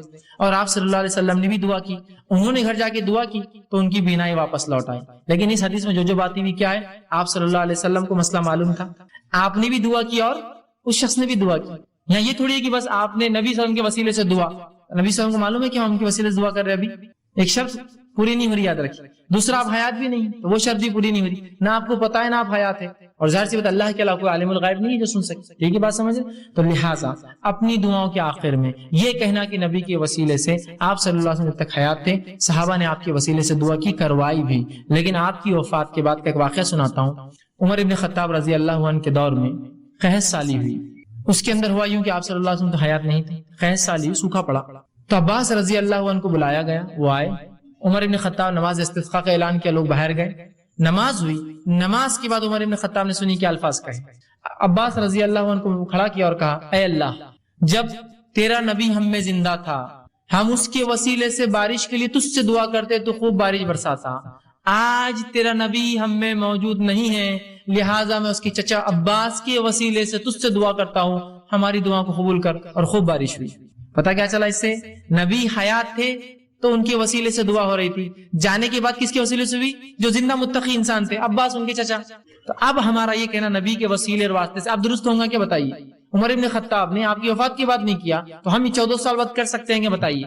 صحابہ میں سے کسی نے بھی رسول کی وفات کے بعد, میں پھر کہہ رہا ہوں آپ کی زندگی میں بہت سے وسیلے لیے, انتقال کے بعد کبھی یہ کہا ہو کہ رسول کے وسیلے سے, واسطے سے, طفیل سے, صدقے طفیل سے, پتہ نہیں یہ کیا لفظ ہے, تو مانگتے ہیں یہ درست نہیں. اس لیے میں نے پہلے کہا اپنی دعا آپ مانگیے, اللہ رب العزت سب کی دعائیں سنتا ہے, یاد رکھیے. اور کسی کے واسطے کہ اللہ کو ضرورت نہیں ہے. اس آیت میں سورہ بقرہ کہ اللہ نے خل کا لفظ بھی نکال دیا, نبی کو اتنا بھی نہیں دیا, کہا سیدھے سنتا ہوں میں تمہاری, خل بھی نہیں کہا کہہ دو ان سے کہ میں دعائیں سنتا ہوں, سیدھا کہا یہ مجھ سے تم سے پوچھتے دعا, مجھ سے پوچھتے کہاں میرے بارے میں تو کہہ دو میں ان سے قریب ہوں, اور جس کی دعا جو مانگتا ہے میں اس کی دعا سنتا. یہ نہیں کہا کہ تم کہہ دو, ہاں لفظ ہی نہیں خل کا, جبکہ دوسری جگہ ملیں گا آپ کے لفظ. سمجھ رہے آپ بات کو. تو لہٰذا آپ سیدھے اللہ سے مانگتے ہیں, اللہ سیدھے دے سکتا ہے. جو صدقے یا طفیل سے یا وسیلہ جو بھی آپ کا مانگا گیا وہ آپ سب کی حیات اور زندگی میں تھا, اس کے بعد کبھی کسی صحابی نے یا تابعین سے یہ عمل ثابت نہیں ہے. یاد رکھیں. دوسرا انہوں نے کہا کہ آپ صلی اللہ علیہ وسلم کا وسیلہ مانگنا کیسا ہے, تو اب وسیلہ نہیں مانگا جا سکتا, تب حیات تھے جب مانگا جا سکتا ہے, تو پھر آج کیا کرے. تو کوئی متقی نیک پرہیزگار شخص ہو, وہ بھی آپ کے لیے دعا کرے, آپ بھی اس کے لیے دعا کرے, تو بھرا انشاءاللہ یہ وسیلہ آپ لے سکتے ہیں. لیکن اب یہ کہنا نبی کے وسیلے سے درست نہیں, اس لیے کہ صحابہ نے کبھی آپ کی وفات کے بعد, انتقال کے بعد آپ کا وسیلہ نہیں مانگا. السلام علیکم. فیض بھائی, میرا پہلا سوال یہ ہے, آپ نے جیسے بتایا نماز میں دعا کر سکتے ہیں, فرائض میں یا انفرادی طور پر جب نماز پڑھتے ہیں, سجود میں, رکوع میں, قیام میں, تو اس میں یعنی کہ ہاتھ اٹھانا چاہیے یا نہیں. دوسرا سوال میرا یہ ہے کہ سلام جو دعا ہے, تو کچھ پرنٹ آؤٹس میں نے دیکھی ہے مسجد میں لگائے جاتے ہیں, السلام علیکم اور السلام علیکم, یعنی کہ بتایا جاتا ہے ٹرانسلیشن اگر غلط کیا جاتا ہے تو وہ بد دعا ہو جاتی ہے. تو عام طور پر سلام علیکم جو ہے تو وہی کہا جاتا ہے، اور اگر ہم لانگ ڈسٹینس پہ ہے، کسی سے اگر سلام کرنا ہے، بائکس وغیرہ پر ہے، تو اشارے سے یعنی سر کے اشارے سے ہاتھ سے سلام کیا جاتا ہے، تو وہ درست ہے یا نہیں؟ اور میرا ایک سوال ہے، اگر تلاوت کرتے ہیں تو جو سجود کی آیت آتی ہے تو امیجیٹلی سجدہ کرنا چاہیے، کیونکہ بعض اوقات اگر آپ ایسے اوقات میں تلاوت کر رہے ہو جو حرام ہے، سجدہ حرام ہے، جیسا زوال کا وقت ہے، تو ایسی کنڈیشن میں کیا کرتے ہیں؟ میں بھائی کے پہلے دو سوال عنوان سے متعلق میں پہلے ان کا جواب دے دیتا ہوں. سب سے پہلے چیز تو یہ انہوں نے کہا کہ جب نماز فرض و نفل ہو، ہم سجدے رکوع قیام میں دعا کریں تو کیا ہاتھ اٹھا کر کریں گے؟ تو یاد رکھیں آپ ہاتھ اٹھا کر دعا نہیں کریں گے، سوائے اس کے کہ جب آپ قیام میں دعا کر رہے ہو یا رکوع سے اٹھنے کے بعد کر رہے ہو. ان دو صورتوں میں آپ ہاتھ اٹھا سکتے ہیں، لیکن اس کے علاوہ سجدے میں نہیں. اس کے علاوہ بہت سے لوگ سجدے میں ہاتھ اٹھانا بولتے سجدے میں کرتے ہیں تو الٹے ہاتھ رکھتے ہیں آسمان کی طرف. ہاں سجدہ ایسا ہوتا ہی نہیں، سجدہ ایسے ہی ہوگا، ٹھیک ہے؟ سجدے میں نہیں، قاعدے میں نہیں. آپ اگر دعا کریں اور قیام میں امام اور یا پھر اپنی انفرادی پڑھ رہے ہیں تو آپ ہاتھ اٹھا کر سکتے ہیں اپنا سورہ فاتحہ ضمیع سورہ کے بعد، یا اس کے علاوہ سمیع اللہ لمن حمیدہ جب بولتے ہیں آپ اٹھتے ہیں تب آپ کر سکتے ہیں، اس لیے کہ یہ دو موقع پہ آپ سب سے ثابت ہے آپ دعا کرتے تھے، ٹھیک؟ اس کے علاوہ باقی اس میں ہاتھ اٹھانا آپ کو نہیں دعا کے اندر، ٹھیک؟ یہ آپ کا بہرحال پہلا. دوسرا آپ نے کہا کہ سلام کے تعلق سے ہوتا ہے کہ لوگ السلام علیکم تو مسجد میں لکھتے ہیں، چونکہ سلام دعا ہے کہ اس کے غلط معنی ہونے سے کیا کیا ہو سکتا ہے، السلام علیکم تو تم پر موت ہو، مختلف چیزیں بہرحال ہوتی ہیں، اس کا کیا ہے؟ تو دیکھیے سب سے پہلی چیز تو یہ ہم کوشش کریں کہ سلام جیسا ویسا بولنے کی کوشش کریں. لیکن بہت سی بار کیا ہوتا ہے وہ روانی میں چلتا ہے، السلام علیکم، مطلب وہ ایک روانی رہتی، ہر علاقے کا ایک طریقہ رہتا ہے، مقصد اس کا سلام کرنا ہے، لیکن کوشش کرے کہ ہم پورے تلفظ الفاظ پورے ادا کریں السلام علیکم. لیکن ہوتا ہے غلطی ہوتی ہے تو ہم یہاں اس کا انٹینٹ مانا لیں گے، اس کا مقصد کیا. یقیناً کوئی آدمی کسی کو قتل کرنے کی بدعا نہیں دیتا ہے یا اس طرح سے نہیں کرتا ہے، ٹھیک؟ جیسے کہ آپ صلی اللہ علیہ وسلم کے دور میں کچھ یہودی تھے، جب وہ آپ صلی اللہ علیہ وسلم کے گھر سے گزرتے تو کہتے السلام علیکم تم پر موت ہو. تو میں عائشہ رضی اللہ عنہا تھوڑی سی جذباتی تھی، عمر میں بھی کم تھی، ایک مرتبہ جب کہا تو اٹھی اور کہا وعلیک السلام تجھ پر بھی موت ہو. آپ نے کہا عائشہ ایسا جواب نہ دو، وہ بد اخلاق ہے تو کیا ہوا، تم بد اخلاقی مت کرو ان سے، جانے دو، ٹھیک ہے؟ لیکن بہرحال یہاں کسی کا مسلمان کا انٹینٹ دوسرے کو وہ کرنا نہیں ہوتا، سوائے اس کے کچھ لوگ ایسے ہوتے ہیں کہ بھائی یہ یہودی مسلمان ہے، مسلمان کو یہودی کہتے ہیں، اس کو کرو والا سلام جو یہودی آپ لوگ کرتے تھے ویسا نہیں یاد رکھیے. تو اس کا انٹینٹ دیکھا جائے گا، کوشش کرے کہ السلام علیکم آپ پورا اس کو اپنے جیسا اس کا حق ہے ویسا کوشش کرے. لیکن اس کے علاوہ بدل بھی جائے تو میں سمجھتا ہوں اس کی نیت لی جائیں گی، نہ کہ اس کا جو ہے لفظی معنی کیا ہو رہا ہے، ٹھیک ہے؟ السلام علیکم، میرا سوال ہے یوم عرفہ کے دن جو لوگ روزہ رکھتے ہیں وہ کہاں تک صحیح ہے؟ تو بھائی نے سوال کہ یوم عرفہ کا روزہ، تو یوم عرفہ کا روزہ یہ سنت ہے، یاد رکھیے. آپ صلی اللہ علیہ وسلم فرمائے کہ حاجی جب عرفہ کے میدان میں جائے، یہ 9 ذی الحجہ ہوتا ہے، تو تم لوگ روزہ رکھو، ٹھیک؟ اور یہ روزے کی فضیلت یہ بتائی کہ یہ 2 سال کے گناہوں کا کفارہ ہے، اور ایک روزہ جو 9، 10 یا 10، 11 محرم کا ہوتا ہے اس کی فضیلت یہ بتائی کہ وہ 1 سال کے گناہوں کا کفارہ ہے. تو یہ نفل روزہ 2 سال کے گناہوں کا کفارہ ہے. کسی نے ایک سوال کیا کہ کیا قرآن پڑھنے کے بعد دعا کر سکتے ہیں؟ تو دیکھیے ہر نیکی کے بعد دعا کر سکتے ہیں آپ. تو قرآن پڑھنا نیکی عبادت ہے، تو قرآن پڑھنے کے بعد بھی دعا کر سکتے ہیں، ہر نیکی کے بعد. نماز کے بعد نیکی، روزہ پورا دن رہتے تو روزدار کی دعا قبول ہوتی، عبادت میں رہتے، حاجی حج میں جب رہتا پورے دن اس کی دعا قبول ہوتی، مجاہد تو ہر عبادت میں جب بھی آپ ہو دعا کرنے سے دعائیں. تو قرآن بھی عبادت ہے، اس کے بعد آپ دعا کر سکتے ہیں. سر میرا نام سمیر ہے، I am from Bangalore, professional resolution expert. میرا ایک سمپل سا کوشچن ہے سر کہ جو انسان شرک پہ مر گیا، مسلمان تھا بٹ شرک پہ مر گیا، تو اس کے حق میں ہم دعا کر سکتے کیا؟ First question. اینڈ دوسرا کوشچن میرا یہ ہے سر کہ رمضان مہینے میں افیکٹولی اور مطلب بڑی تعداد میں خاص کر کے عورتیں جو قرآن بخشتے ہیں، I know it's wrong actually but people doesn't understand, تو اس کے بارے میں وضاحت کرنا چاہتا ہوں کہ ثواب جاتا ہے ان کو، اس کے بارے میں. پہلا آپ کا سوال کیا تھا؟ سر میرا سوال تھا کہ جو لوگ کوئی بندہ مسلمان تھا بٹ شرک پہ مر گیا، تعویذ. پہلا سوال یہ کہ ایک شخص جو مسلمان تھا اور وہ شرک پر مر جائے تو کیا اس کے لیے دعا کر سکتے ہیں؟ ٹھیک، مسلمان تھا وہ لیکن شرک کرتا تھا، مختلف اللہ سے دعائیں مانگنا ہے جو بھی کرتا تھا. تو پہلی چیز اگر ایسا مسلمان جس کے بارے میں آپ کو یقین ہو کہ وہ شرک پر مرا، یقین ہو، تو اس کے لیے پھر دعائیں مغفرت نہیں ہو سکتی. اس لیے کہ اللہ رب العزت نے کہا کہ ایک مومن مسلمان کہ جو مومن کو زیبا نہیں ہے کہ جو مشرکین کے لیے دعا کرے. آپ صلی اللہ علیہ وسلم نے جنازے کی نماز جو ہے عبداللہ جو ہے بن سلیم کی جو ہے منافق کا سردار پڑھائی، اللہ نے کہا ایک مومن کو جائز نہیں. دوسرا جو ہے ابراہیم علیہ السلام کا جو واقعہ جو صحیح بخاری میں آتا ہے اس میں ہے کہ ابراہیم علیہ السلام نے ایک دعا جو ہر نبی کو دی جاتی ہے، ابراہیم علیہ السلام نے وہ دعا استعمال نہیں کی. ابھی قیامت کے دن آپ سے فرماتے دعا استعمال کریں گے، کہیں گے اللہ تو دنیا میں ہر نبی کی ایک دعا سنتا ہے، میری ایک دعا دنیا میں باقی تھی، تو اب سن لے کہ میرے والد کو جو ہے جہنم میں نہ ڈال، مجھے رسوا مت کر لوگوں کے سامنے۔ تو اللہ کہیں گے ابراہیم کیا تجھے نہیں معلوم میں نے جنت مشرکین پہ حرام کر رکھی؟ تو ابراہیم علیہ السلام کو رسوا نہ ہو بول کر اللہ ان کے والد کی شکل بدل دیں گا اور ان کو بچھو بنا دیں گا تاکہ لوگوں کو محسوس نہ ان کے والد گئے، اتنا تسکین دیں گا، لیکن نجات نہیں ہے، اٹھا کر ان کے والد جہنم میں بچھو کی شکل میں ڈال دی جائیں گے۔ تو شرک پر اگر مر گیا ہو یقینی آپ کو معلوم ہے تو الگ بات ہے، اور اگر ایک مسلمان تھا آپ کو پتا ہے بوڑھا رہا زندگی میں شرک کرتا تھا مرتے وقت، لیکن آپ کو حالات نہیں پتا ہے، ہو سکتا ہے ایک دن پہلے توبہ کی ہوں گی، 2 دن پہلے کی ہوں گی، تو اس معاملے میں مغفرت کی دعا کرتے رہیے۔ لیکن جس پہ یقین ہے 100% کہ یہ شرک پر مرا اور مرتے وقت بھی اللہ کو چھوڑ کر دوسروں کو یا بول کر چلاتا رہا، تو بہرحال پھر اس معاملے میں اس آدمی کی آپ وہ نہیں کریں گے۔ دوسرا سوال یہ تھا کہ جو رمضان میں عورتیں قرآن پڑھ کر بخشتی ہے تو کیا یہ قرآن بخشا جاتا ہے؟ تو یاد رکھیں قرآن ایک ایسی عبادت ہے جس کو انسان کو اپنی زندگی میں ذاتی طور سے کرنا ہوگا، یہ بخشا نہیں جاتا ہے، ایصال اور ٹرانسفر نہیں کیا جا سکتا۔ حالانکہ کچھ بدنی عبادتیں ٹرانسفریبل ہے، لیکن یہ بدنی عبادت ٹرانسفر، جیسا میری نماز آپ پڑھ سکتے ہیں مرنے کے بعد یا میری اولاد پڑھ سکتی نہیں، تو قرآن بھی اس میں سے۔ ہاں جو ٹرانسفریبل عبادت ہے وہ کیا ہے؟ آپ حج کر سکتے ہیں، ان کا عمرہ کر سکتے ہیں، یا پھر ان کے نظر کے روزے بچے تو رکھ سکتے ہیں، لیکن اس کے علاوہ قرآن پڑھ کر بھیجنا یا نماز پڑھ کر بھیجنا یا وہ سب چیزیں بہرحال ایصال نہیں ہوں۔